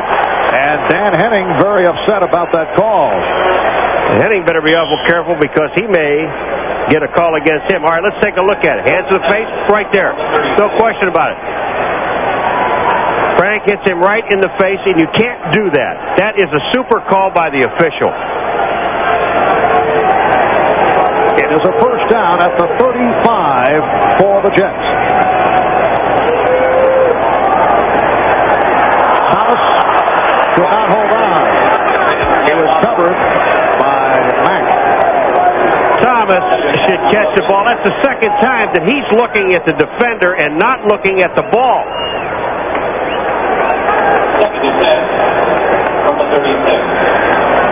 And Dan Henning continues his discussion. I asked Dan yesterday if he's bothered by all the talk about his rocky future as head coach of the Chargers. He said, well, his attitude is all coaches are in their last year of their contract. Only some of them don't know it. That's a great line. And you can't worry about it. I mean, he's in a position where, there's not a whole lot he can do about it. 2nd and 10. And Thomas out of the flat, able to work his way for the first down. Stopped by Sam Seals. Now there's the difference of Thomas the play before and Thomas on this play. This time, Blair Thomas comes out of the backfield and he keeps his eye on the ball, not worried about the defender. Look at this. Now tucks the ball away. They picked up the first down. And the Jet left tackle, Jeff Criswell, is shaken up. Now Brett Miller, a one-time San Diego Charger, will check in. So Miller and Eatman will be at the tackles. We'll take a timeout. They said John Freeze was going to be taped up. John Freeze is taped up, and he got both ankles taped up, but I don't think he's going to play. The Jets first down for 47. Brett Miller has come on for Jeff Criswell, who was helped off the field a moment ago. Miller and Eatman out the tackles. Heath and White at the guard. Sweeney at center. Second back coming through Thomas is Submarine. Hit down by Billy Ray Smith, along with Junior Seau. A loss of 2 on the play. Billy Ray Smith starting for the injured Henry Rowland. Right of your screen is Dwayne White, number 67. He's on Joe Phillips, number 75. And that's the road grader. That's what the Jets call him. Does a nice job on Phillips. But Seau did a better job. And Jeff Criswell has returned. 2nd and 11 for the Jets. From their 44, they lead San Diego 14-3.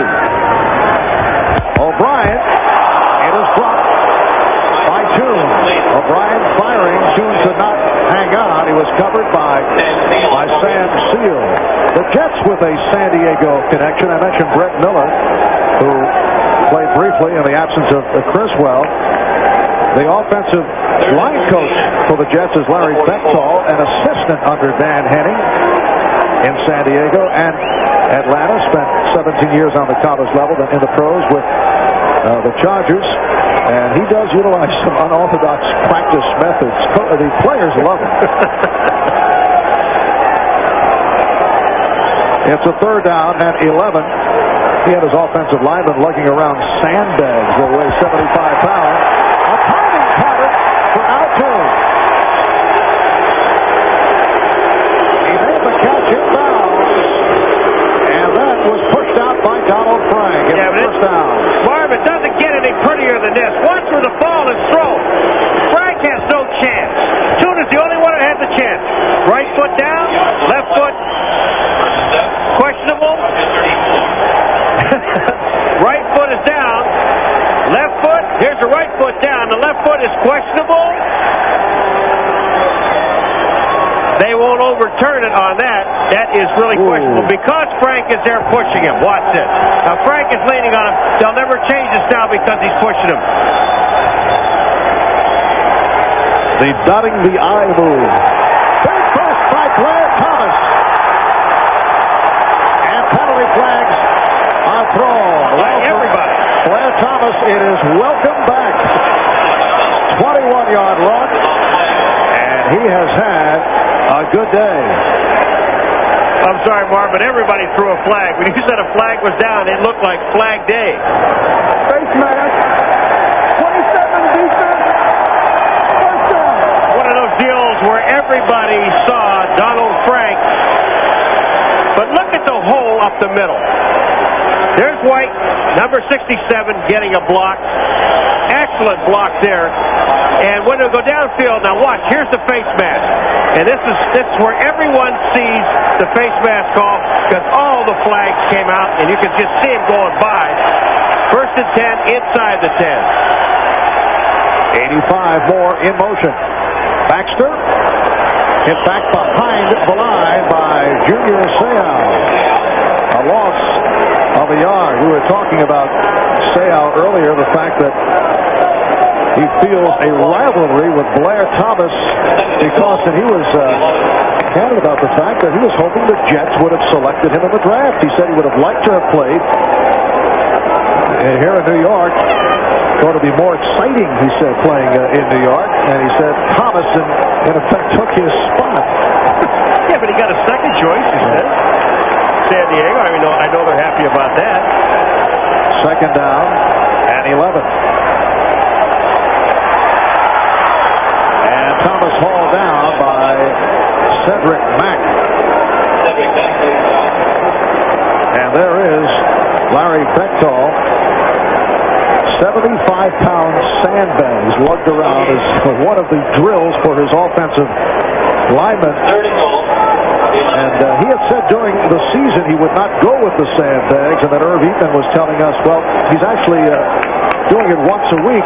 And Eatman said he asked him about it. He said, you wouldn't do it. And Larry said, so I lied to you. They respect him, but he keeps them on their toes because they're also kind of afraid of him. They don't know what Bechtel's going to do. 3rd and goal from the 11. O'Brien throwing for the end zone. Intended for Terrence Mathis. Covered by Seal and Elvin. And now the field goal unit checks in. Pat Lee who did not have any field goal attempts last week. The one field goal attempt was long range from 51 yards out, and Aguiar hit it, and it was nullified because of a penalty. Aguiar will be the holder. This a 28-yard attempt. The angle to the left took the high snap, and Leahy puts it through. And a flag is thrown. Leslie O'Neal just came on through and almost had the block, and I think he hit the kicker, which is going to be a first down, I believe, for the Jets.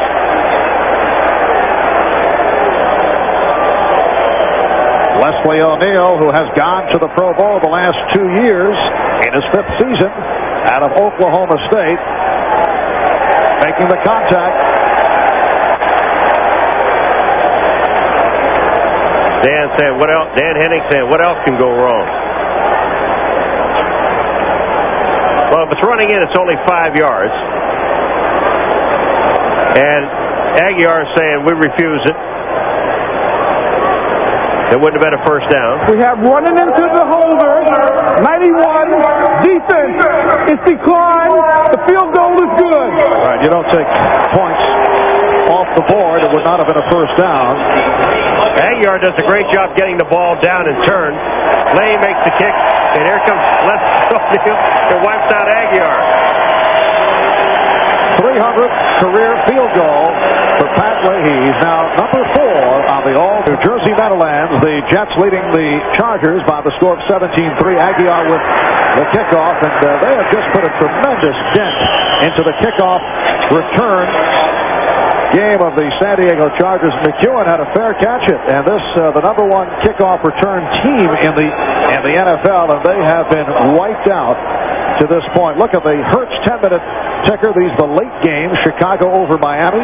It is now Seattle 13-7 in front of Denver, and the Eagles, gunning for their 4th straight win, have the halftime lead on Phoenix. San Diego first down from the 25-yard line. Bob Galliano has taken over for the injured John Freeze. 87 to tight end Young. Here's the swing for Bernstein. Running hard and well, has the first down. Hit down by Dennis Byrd. Rod Bernstein making it back from IR. He's been out with an injured back. Look at Bernstein when he comes out, though, Marv. If you're going to tackle him, you better wrap your arms around him. Right there, you see, and I believe it was Marvin Washington that just missed him. You've got to put your arms around the man. If you hit these guys between Butts and Bernstein, don't try to arm tackle these guys. Put a shoulder into them. Bernstein at 6'3", about 240. First down at the 39. Again, it's Bernstein close to the first down. Marvin Washington able to trip him up. Rod Bernstein operating as the H-back, and he goes for 9. All right, here it is, Paul. Our second half Xerox Sports Facts. Who has kicked the most NFL career field goals? And again, let the folks at home handle it. Okay. All right. Just kind of lay back and think about it. John Francis Dollars. And we'll have the answer momentarily. Lewis in motion. And it's Lewis on the end around. Picks up the first down, run out by Hasty. Went for 7. Nate Lewis, who has had an up and down season in his second year out of Oregon Tech, a 7th-round draft pick a year ago. And a first down for San Diego at the Jet 43 with 3 minutes and 45 seconds to go in the third quarter. Chargers come in at 3-8. They've won the last 2, both at home victories, last-second victories over Seattle and New Orleans. Lewis in motion again. And it goes to Bernstein. Big holes now being set by by that San Diego offensive line. Bernstein rips for 8 more, stopped by Joe Kelly. The offensive line for San Diego, they really are doing the job. And you're looking up front with Moton, Hall, and Richards, because if you look at San Diego's offensive formation, they have 10 guys from tight end to tight end and 1 wide receiver.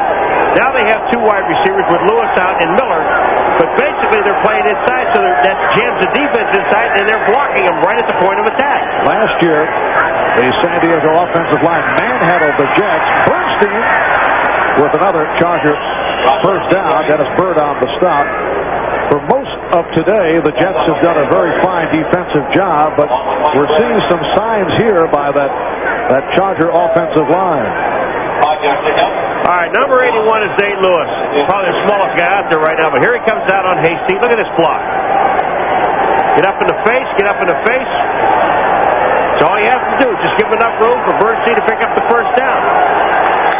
And it is first down, not third down, as you see on the other side of the field. It is a first down at the 30. Miller to the right now. Lewis flanks to the left. And it was almost picked off by Hasty. Mark Galliano telegraphed this whole thing, and he's looking over here. This is your fault. He's throwing the ball out here to Lewis, and he waited and he waited and he looked the entire time and then threw the ball to Lewis. Watch this. Hasty is there. Just excellent play. Look at the time that Hasty has to react on the ball. If he holds on to the ball, he's gone. I'm sorry, that's the quarterback's fault. Hasty had one earlier. It is a 2nd and 10. Down at the 30 as we come up on 2 minutes remaining in the third. It's Ronnie Harmon, stopped by Scott Mercereau. Scott Mercereau has had a terrific season. Last week came up with an interception on a deflection. 2 straight weeks of interceptions, unusual for a defensive lineman. Bruce Cosworth is saying that he fears Scott's going to ask for an interception clause in his next contract.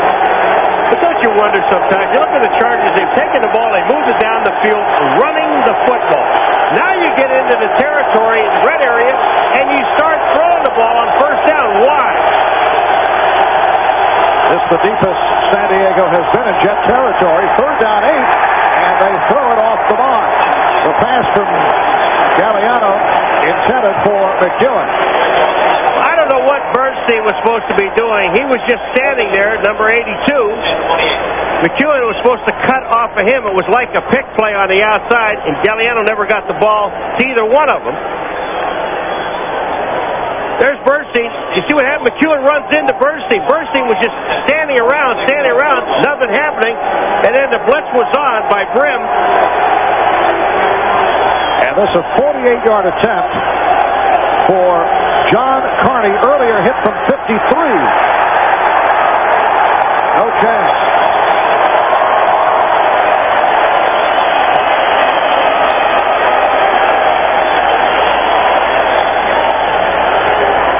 Question some things. Why kick a field goal? All right, we'll get back to that after this timeout. Well, offensive line coach Alex Gibbs, Paul, not very pleased with his group. There's some ears burning down there. Jets take over. First down from the 29. Brad Baxter stopped by the inside linebacker Gary Plummer. What I'm saying to you, you're getting the ball in field goal range. You're down 17-3. You already got your field goal that would put you in the tie situation. You have a 3-8 record. Why are you kicking a field goal on 4th down? What difference does it make? I mean, you're not going to the playoffs anyway. You're moving the ball, running the football. At least try something. But you have your backup quarterback that really hasn't connected on any passes either. But I still would go for the touchdown or go for the first down. And Carney then hooked it from long range. O'Brien, incomplete. The pass intended for Rob Moore. Donald Frank with the coverage. We've been mentioning the name Donald Frank frequently. They have been throwing his way since he came on for the injured Gil Byrd. It's a 3rd down attempt Well, the Xerox Sports Facts question for the second half: who's kicked the most NFL career field goals? And the answer, there it is, 373. Jan Stenerud. I thought it was John Francis Darling. George Blanda second, followed by Jim Turner, and Pat Leahy a moment ago with his 300th career field goal, tying him with Mark Mosley. Joe Phillips, the nose tackle, making the tackle as this third quarter winds down. Is that something? Joe Phillips makes the tackle, doesn't get the sack. San Diego. San Diego's taking the timeout because they want the Jets to punt into the wind.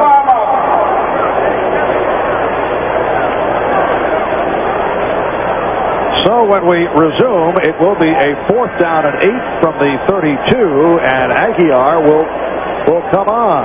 Well, a reminder, next Saturday, NBC will travel to the Superdome in Louisiana for the Bayou Classic, the annual college football showcase between Grambling and Southern, a matchup of two great football rivals featuring Grambling's legendary head coach Eddie Robinson, college football's all-time winningest coach. The Bayou Classic next Saturday, 2:30 Eastern Time, here on NBC. Will Aguiar run again? The answer is no. And he has Kitrick Taylor back deep. He leads the AFC in punt returns, averaging 12 yards per return. It's been a very active day for Jet punter Louis Aguiar. No rush. Good kick. And Taylor had difficulty with it. He muffed it. And he feels that he covered up. Apparently he did, from the reaction we get from Darrell Davis down there. 51-yard punt. Dale Dawkins also vying for that loose ball.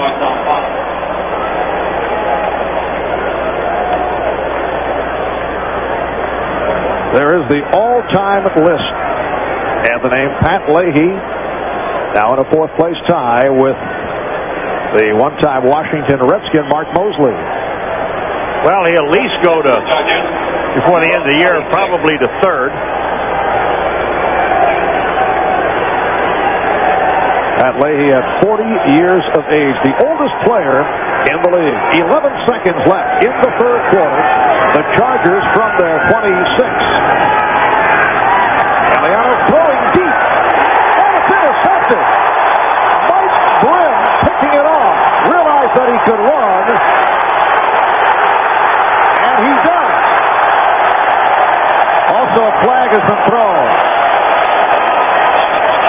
Leo Goss makes the stop.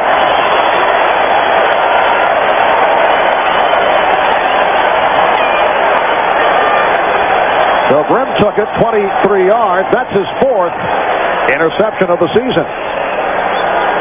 The ball was thrown to Lewis, and it was underthrown downfield. Grimm just played it beautifully, came inside.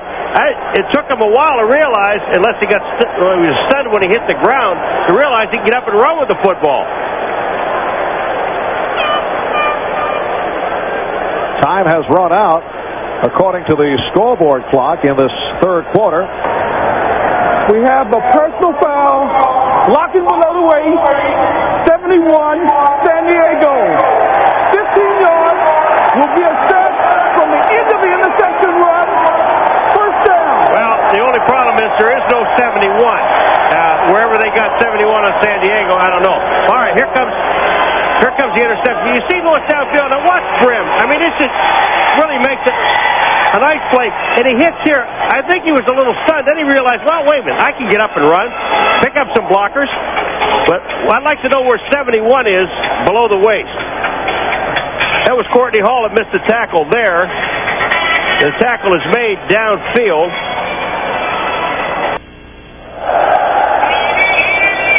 On to the fourth quarter at Giants Stadium. Marv Albert along with Paul McGuire. The Jets lead the Chargers 17-3. Two early scores. Jets able to take advantage of the opening kickoff muff and cash in. And they led 14-0 early. They now have a 17-3 lead. Well, earlier, Henning wants to know who 71 is because they didn't dress any 71. So he says, could he give me the guy that actually did block below the waist? And I think it would be 87, which would be Young, who made the tackle, but did he block below the waist? I mean, it's really frustrating, and it adds insult to injury when they start calling guys that cause a penalty, and you don't have that number. On the interception, the Jets now from the 22 in San Diego territory. Once again, Trevor Maddich has checked in as the tight end.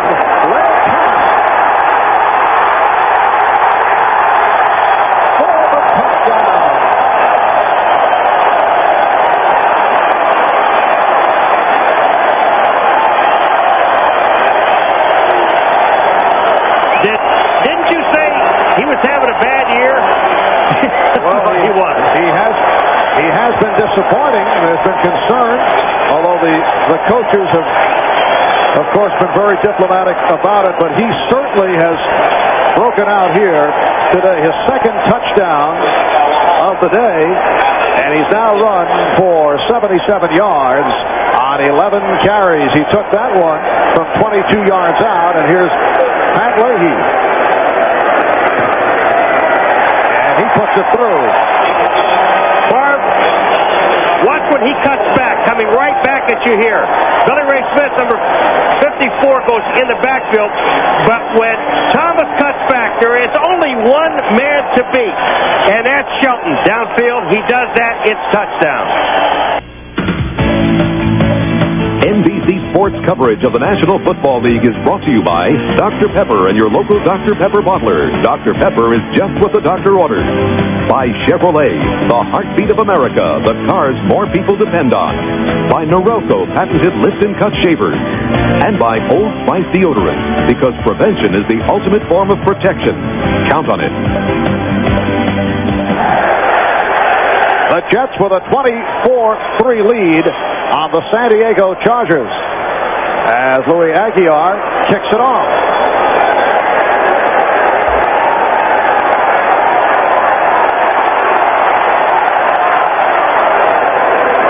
That is the most effective kickoff return of the day.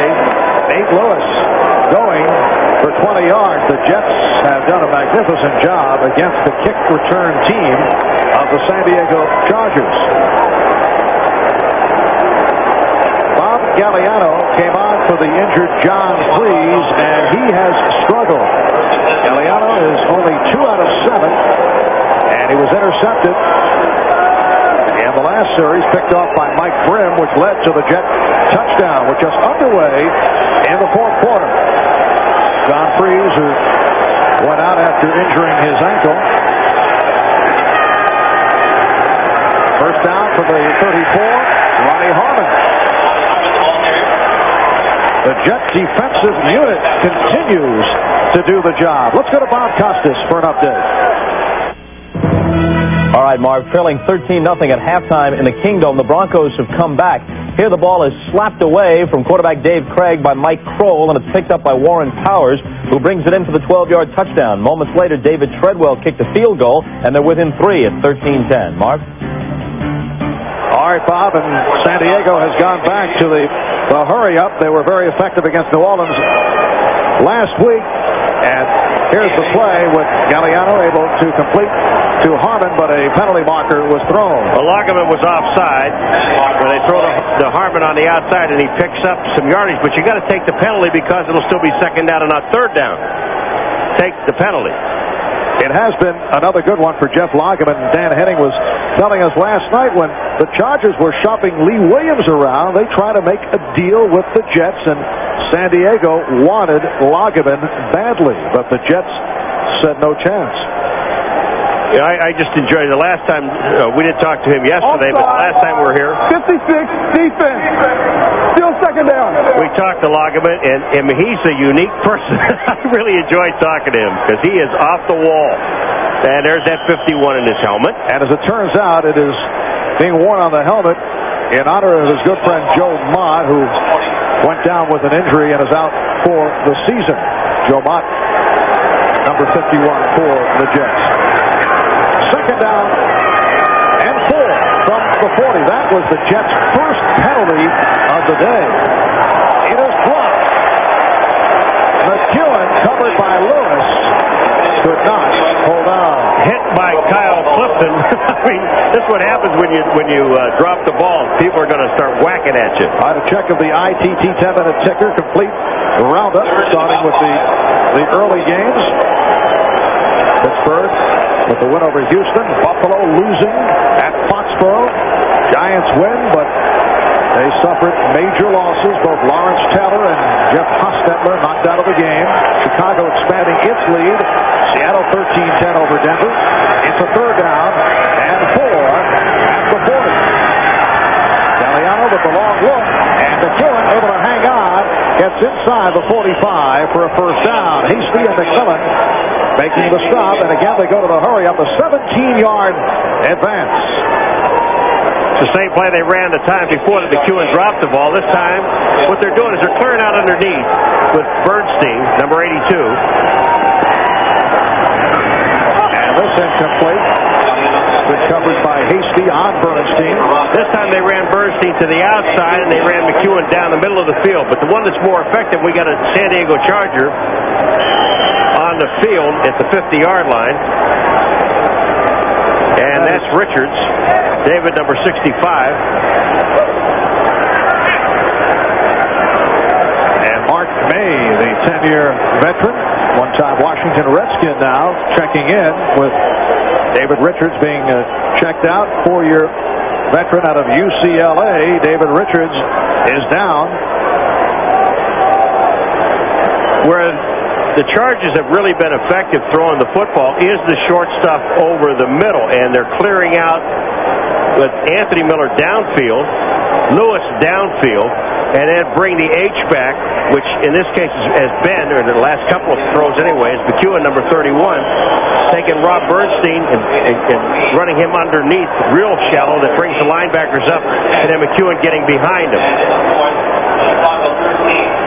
All right, we'll be back right after these messages. That's the right guard, David Richards.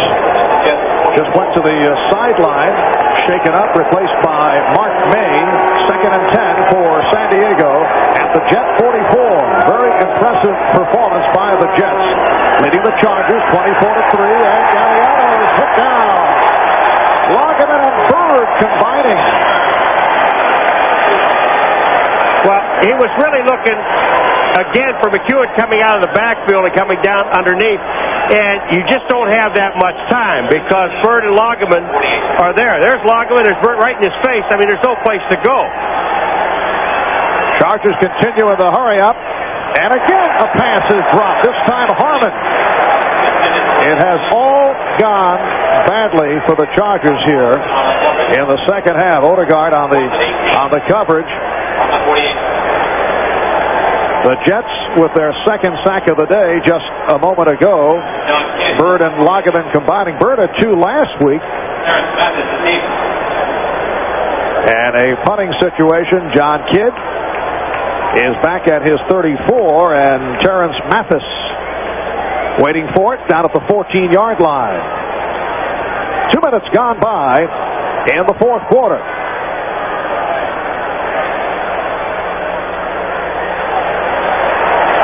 The Chargers down it inside the 20. So the Jets return to the offense. A 29-yard punt by Kidd. A reminder, this Thursday, Thanksgiving Day, a good one here on NBC. It gets started with NFL Live and a close-up look by Will McDonough on the legendary Hall of Fame coach Tom Landry. And we'll also have some Thanksgiving greetings from some of the Cowboys and Steelers of the 70s that made that rivalry such a special one. Pittsburgh and Dallas both coming off victories today. The Steelers knocking off Houston, and Dallas stopping the Washington Redskins. From the 23, off the play action. The pass intended for the tight end, Mark Boyer, complaining that he was held. And a penalty blocker is down. The coverage provided by Junior Seau. Now remember, people wonder, they say, wait a minute, a late flag? The Chargers are going nuts on their sideline. Dan Henning is going crazy. But, again, you cannot hit a receiver 5 yards beyond the line of scrimmage. Only one time up until that point can you bump the guy, and if he's in front of you. Now, Junior Seau did, in fact, grab Boyer coming across the middle. And Ken O'Brien smartly looked to throw the ball, even though Boyer had really no chance of getting to it. He looked back. Here's Junior. He looked back. There is no infraction on the play. The pass was uncatchable. They're saying he had no chance of getting the ball, and that's what they were upset about. Junior Seau was the guy that was on Boyer, and when he came across the middle, but that ball was thrown so far out. All right, look at 55 of Seau here. Now he's going to pick up the tight end right here. Now he's got him.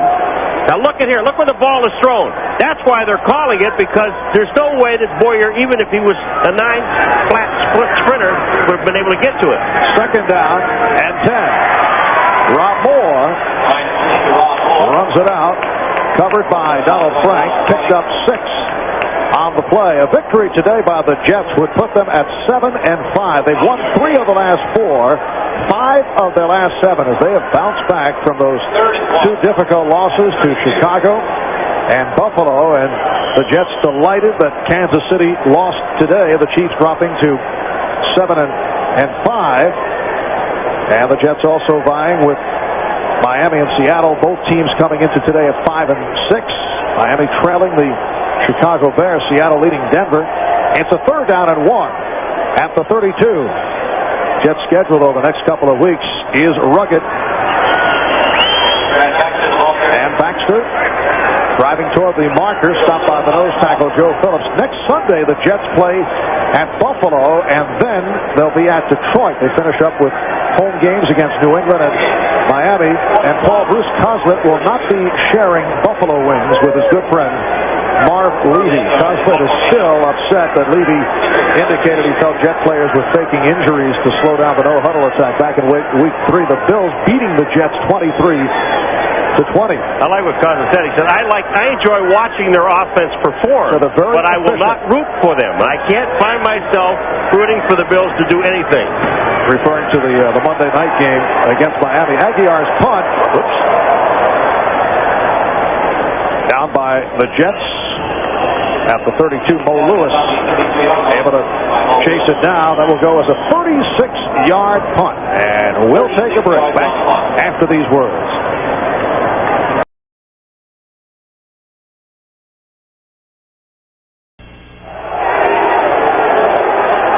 11:39 remaining in the 4th quarter. The Jets leading San Diego 24-3, and the Chargers take over at their 32-yard line. Bob Galliano, 5th year out of Utah State. He's made the rounds in the NFL and the USFL.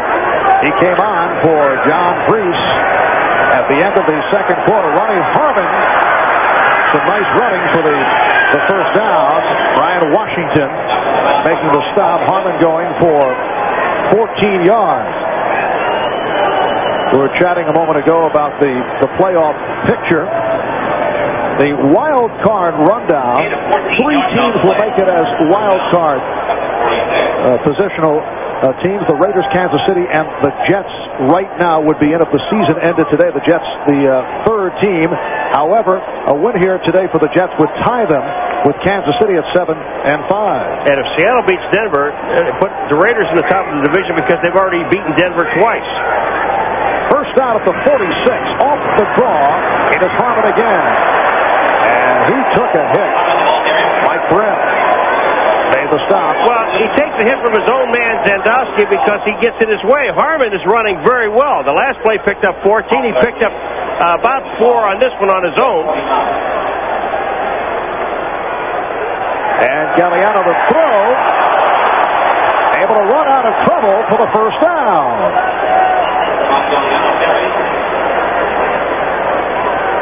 Down by Paul Fraze made the stop. 16-yard gain for the quarterback, Galliano. Now on the handoff, Harmon is stopped. Harmon has carried 8 times for 54 yards. Fraze and Lewis combined to get to Ronnie Harmon in his 6th year out of Iowa. Last week had a strong all-around game against the Saints. One-time Buffalo Bill signing with the Chargers on Plan B. Another drop by McEwen. Good hit by Hasty. There have been a number of dropped balls by the Chargers. Yeah, when Galliano takes a look at this play tomorrow, when they review it, all he had to do was look to his left, and number 33, Ronnie Harmon, was wide open. All he had to do was dump him the ball. He's been the most effective receiver and runner for the Chargers today. Well, next Sunday, it'll be the Jets and the Bills from Rich Stadium in Buffalo. We'll be there starting at 12:30 with NFL Live. The Bills squeaking by the Jets in Week 3 in the earlier meeting by the score of 23-20. Third down and 12. Now he goes to his left to Harmon. And Harmon reaches out to the 31. Short of the first down. He was stopped by Jeff Lageman. Now the 4th down, the Chargers will go for it. That time Harmon went out to block Hasty. Same thing again. They had a blitz with the corner coming. Harmon let him go by, catches the ball, but didn't pick up the first down. Not a very impressive stat line. Bob Galliano. Kind of scary, isn't it? But he has not received much help. There were several drops. It's a 4th down and 8 from the 31.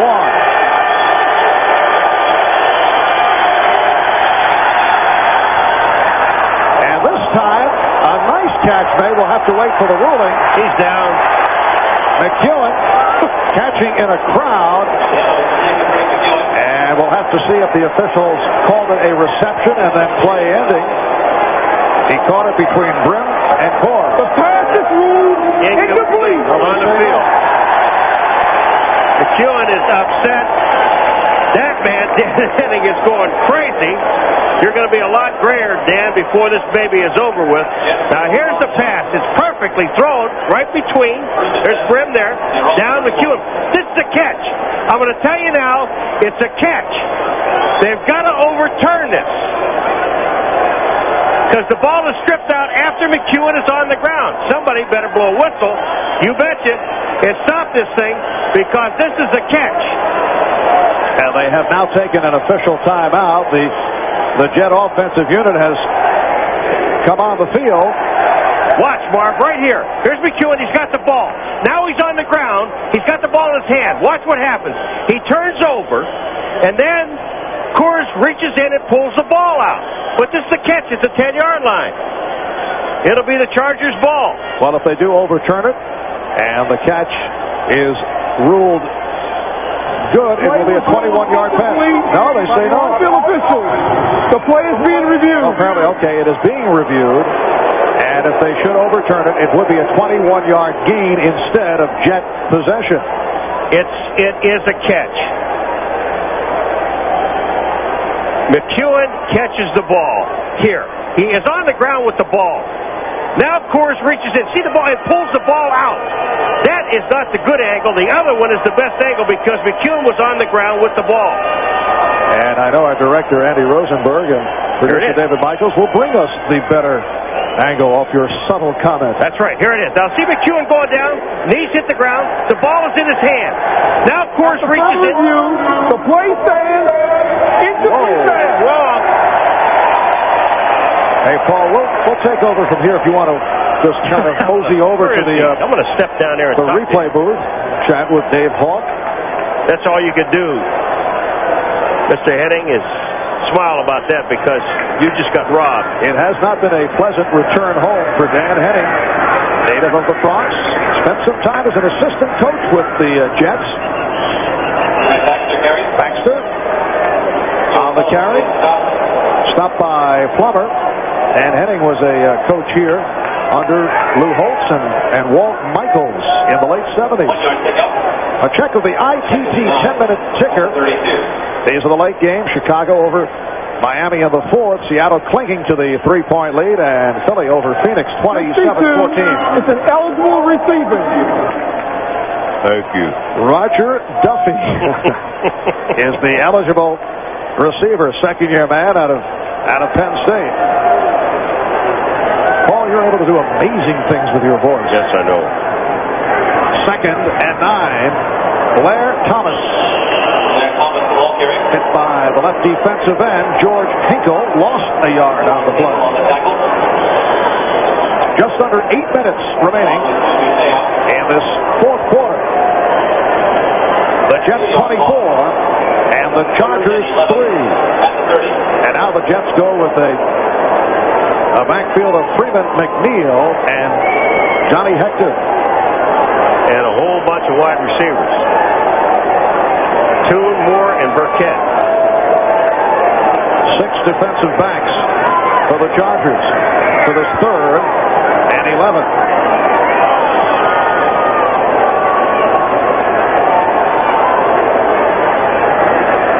And O'Brien looking to go deep. Al Toon complaining that he could not make the move on Donald Frank. Well, first of all, that wasn't catchable either. And Toon trying to draw the foul by running in to Donald Frank. Here comes Toon downfield. 27 is Frank. Watch this. Now here goes Toon. He goes right into him. There's no harm, no foul. Besides that, you can't see the ball. It's nowhere near Toon. It's way downfield. O'Brien is now 16 for 30, 175 yards, 1 touchdown, 1 interception.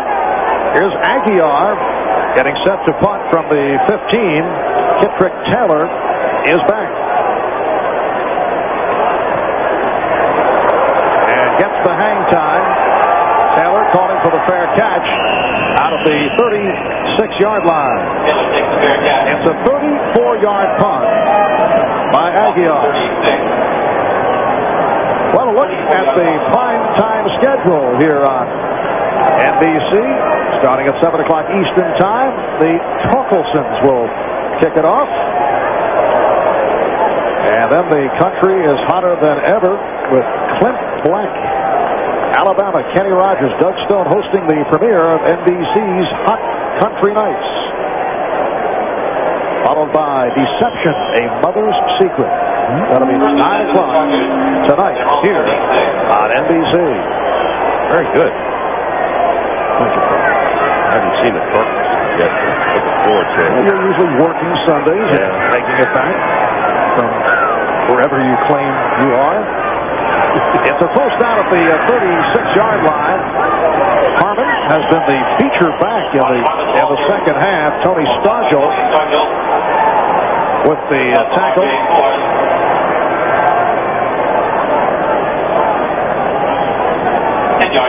And a first down for San Diego. Jets got going in the early moments, jumped in front 14-0. And they now lead it 24-3. Harmon is stopped back behind the line by the strong safety, Brian Washington.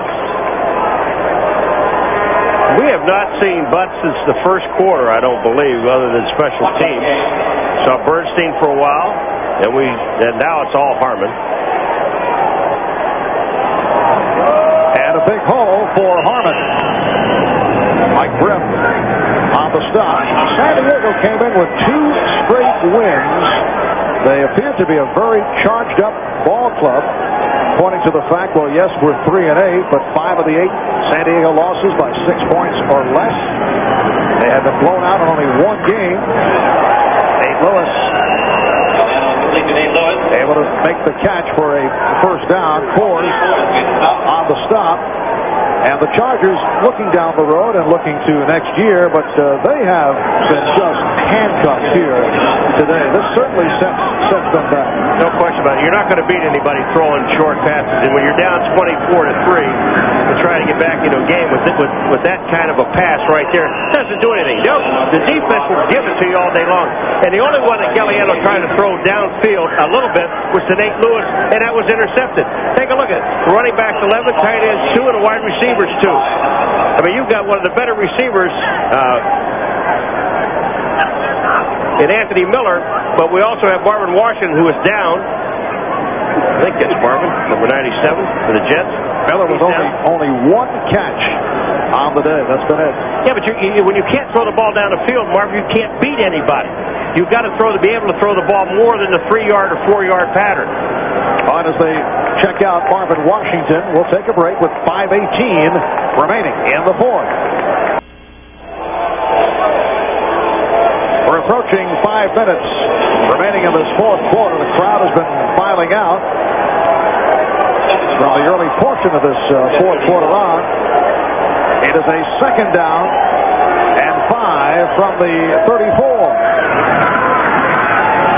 Galliano off the pump, and he threw it behind Lewis. The catch by Lewis just a moment ago, his first of the day. So 1 reception for Lewis and 1 for Miller. And we see Browning Nagel warming up on the sideline, and you may see him come on for Ken O'Brien. It's a 3rd down and 5 at the 34. There is Nagel, rookie from Louisville, who has not thrown a pass this season. 2nd-round pick, the Jets' #1 draft pick. Big rush. He fumbled, and the Jets recover.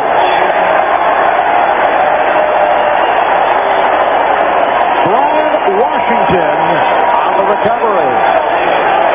Brian Washington was coming, right up the middle.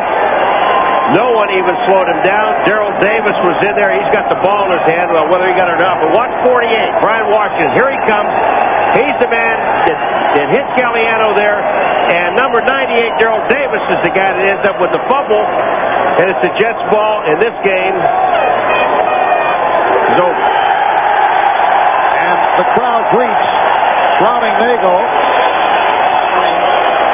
Ken O'Brien with an excellent first half and finished up 16 for 30, 175 yards.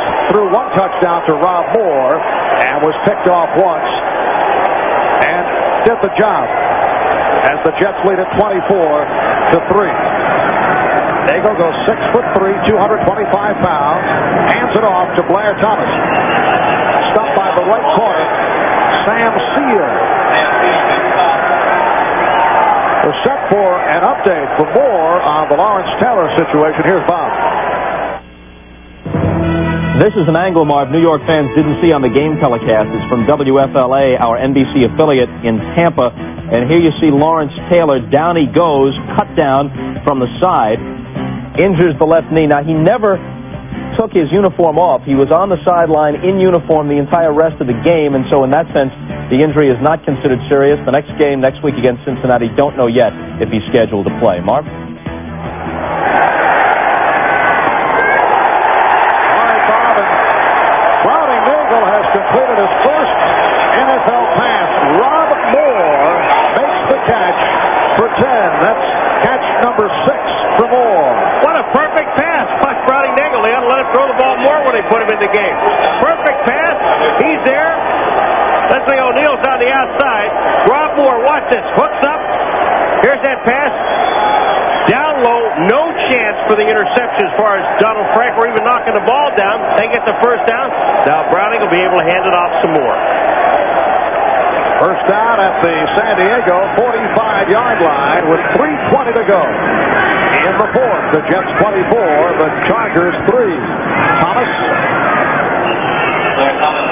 Blair Thomas trying on the left side. Stopped by Billy Ray Smith. He went for 2 yards on the play. Blair Thomas with a big bounce back this afternoon. Jet coaches have been saying throughout the week there's nothing physically wrong with Blair Thomas, but he's been running with uncertainty, and he had some trouble reading his blocks. No difficulty at all against San Diego today. Oh, you can see everything loud and clear. Blair Thomas has run for 75 yards on 14 carries. Down to 2.5 minutes remaining of the game. Thomas again. Billy Ray Smith making the stop. So the Jets headed to a record of 7-5, 4 wins in their last 5 games with Buffalo coming up next week. Then they'll play the Lions in Detroit. And the Chargers now take a timeout with 2:19 remaining in the fourth quarter.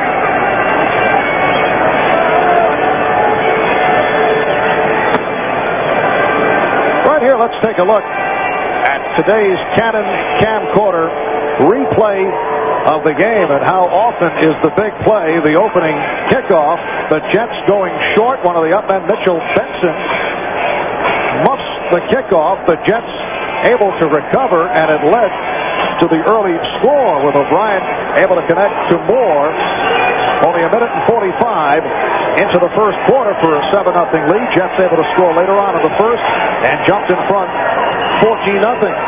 And they got it just stayed there. They finally got it. They got it to 17, and then but defensively, just shut the Chargers down totally. The Chargers have not been able to do anything. And again, when you're on your offense and you're trying to get back into a ball game or stay into a ball game, and you're only throwing 4 to 5 yard patterns, you're not going to beat anybody doing that. The Paul, such respect on the part of the Jets for the kick return game of the Chargers, and they shut it down with the short kickoffs. Bengals pass intended for Tune. Lou Aguilar able to pump it short on 3 occasions to the point where it forced the Chargers to realign on the kickoff return. They had to. They ended up taking Benson out of the game and putting Rod Bernstein in the ball game along with McEwen over there to just field it to call for fair catch. And Aguilar now into punt. Kitrick Taylor is back deep, and he has also been held in check.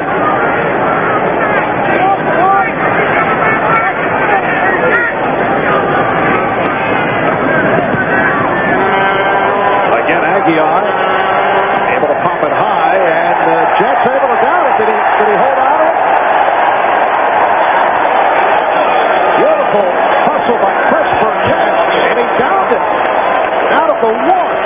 Talk about being aware of where you are. Chris Burkett. Taylor lets the ball go. Burkett, now watch, he not only catches the ball here, looks down, and then he's going to just send it back in the playing field. Right there. Falls into the end zone. That is total awareness of where you are on the field. Burkett's there. He stops, puts the ball back in the playing field, and falls into the end zone. That is beautiful. That goes down as a 42-yard punt, but of most importance, it is downed at the 1. Mercero, love that hairdo. Chris Burkett will be looking ahead to facing his former team, the Buffalo Bills, next week in Buffalo. Told us a couple of weeks ago before a Jet game that his approach in Buffalo was all wrong. He actually briefly quit the game. He said he was pouting. His direction was off base. Said he still has friends on the Bills, but he's much happier with the Jets. Feels more comfortable. They may be checking this one out. They're reviewing it, and the ball stays right there because Burkett made a super play on it. Referee Johnny Greer says, let's go. 2:05 remaining in the fourth quarter. And the Chargers start out from the 1.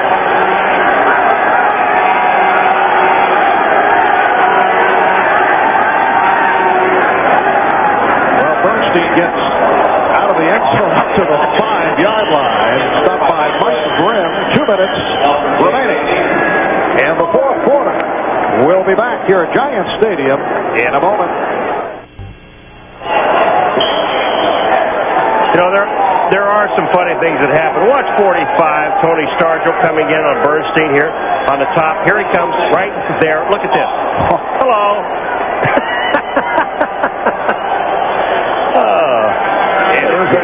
Second and 6 from the 5 with 2 minutes remaining in this fourth quarter. And Galliano able to complete to Harmon, who runs it out of bounds, has the first down, run out by James Hasty. Picked up 8 on the play. We are set for another update. Let's go back to Bob. All right, Marv, earlier we showed you a different view on the knee injury to Lawrence Taylor. Here is a view from our affiliate in Tampa on the Jeff Hostetler injury as Broderick Thomas drives him into the turf. It's an injury to his lower back, a fracture of the transverse process, no neurological damage. Phil Simms finished the game, threw the game-winning touchdown pass to Stephen Baker, and obviously Simms will be the quarterback next week. Marv? Thank you, Bob. Galeano again able to complete out of the 21. Jets try to wrestle it free from Craig McEwen. Mike Grimm made the stop. You know, if you're gonna throw these kind of passes right here, inside of 2 minutes down by 21 points, you might as well just go ahead and run the ball and get off the field so you don't get anybody hurt. Second down and 1. Time now running down 1:25 left. Knocked down by Patel. I'd like to thank our spotters, Mike Albert and Frank Sirkowski. Our Frank statistician Barry Hockhauser, assisted so ably by Eric Merlis. Well, Chicago and Miami now tied at 13. Marino completing to Farrell Edmonds 2-yard touchdown pass, and they are 13 apiece in the fourth. Seattle able to maintain the lead.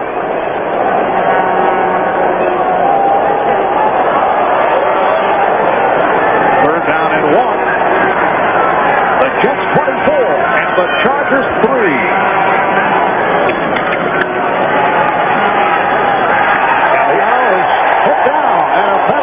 From Bobby Houston with the sack. And let's see what the flag is all about. Well, it's one of those things where the quarterback. The face mask was not ran. Well, this is the play. Watch Galeano, and Houston is going to be there, but he decides, I think I'll just tuck it away now. Everybody's covered. Let me go run, and bang, run, bang. He got hit right in the head. And they call him for a blow to the head, but they didn't grab the face mask. You're absolutely right. Well, only close friends and relatives and a couple of announcers and NBC staff remaining here at Giant Stadium. You can always tell when it's over when the wives of the players have already left. Fourth and 4 with just under 1 minute to go. And it was almost intercepted by Brian Washington. Ronnie Harmon, the intended receiver. Thanks to our producer David Michaels, director Andy Rosenberg. We're down to 52 seconds remaining in the fourth quarter, and the Jets hearing it from the crowd. The employee owners of Avis salute the game's most valuable player. There he is, Blair Thomas, the winner of the We Try Harder Avis Award. Avis, the official car rental company of the NFL. 76 yards on 15 carries, 2 touchdowns for Blair Thomas, who was hearing the doubts during the course of the week. Not anymore. Did a great job today. He actually struggled through his rookie season because of nagging ankle and hamstring injuries. That followed a contract holdout, which certainly set him back. A.B. Brown gets the call. A.B. Brown in his second year out of West Virginia, making it back from reconstructive knee surgery. Spent most of last season on injured reserve. And it's winding down. 35 seconds to go. So the Jets will go to 7-5. 4 wins the last 5 games, 6 out of 8. While the Chargers drop to 3-9 following the 2 straight, including an impressive victory over the New Orleans Saints last week. And San Diego next Sunday night will be home for the Raiders. As time winds out here, Jets with a 24-3 lead over San Diego. We go to Dick Enberg and Bill Walsh for the Miami-Chicago game. If they were to move and give him 5 extra yards, this for the game. High enough, not long enough. It falls in the end zone, and we go to overtime. Well, we knew he needed to get it back to the 25. He was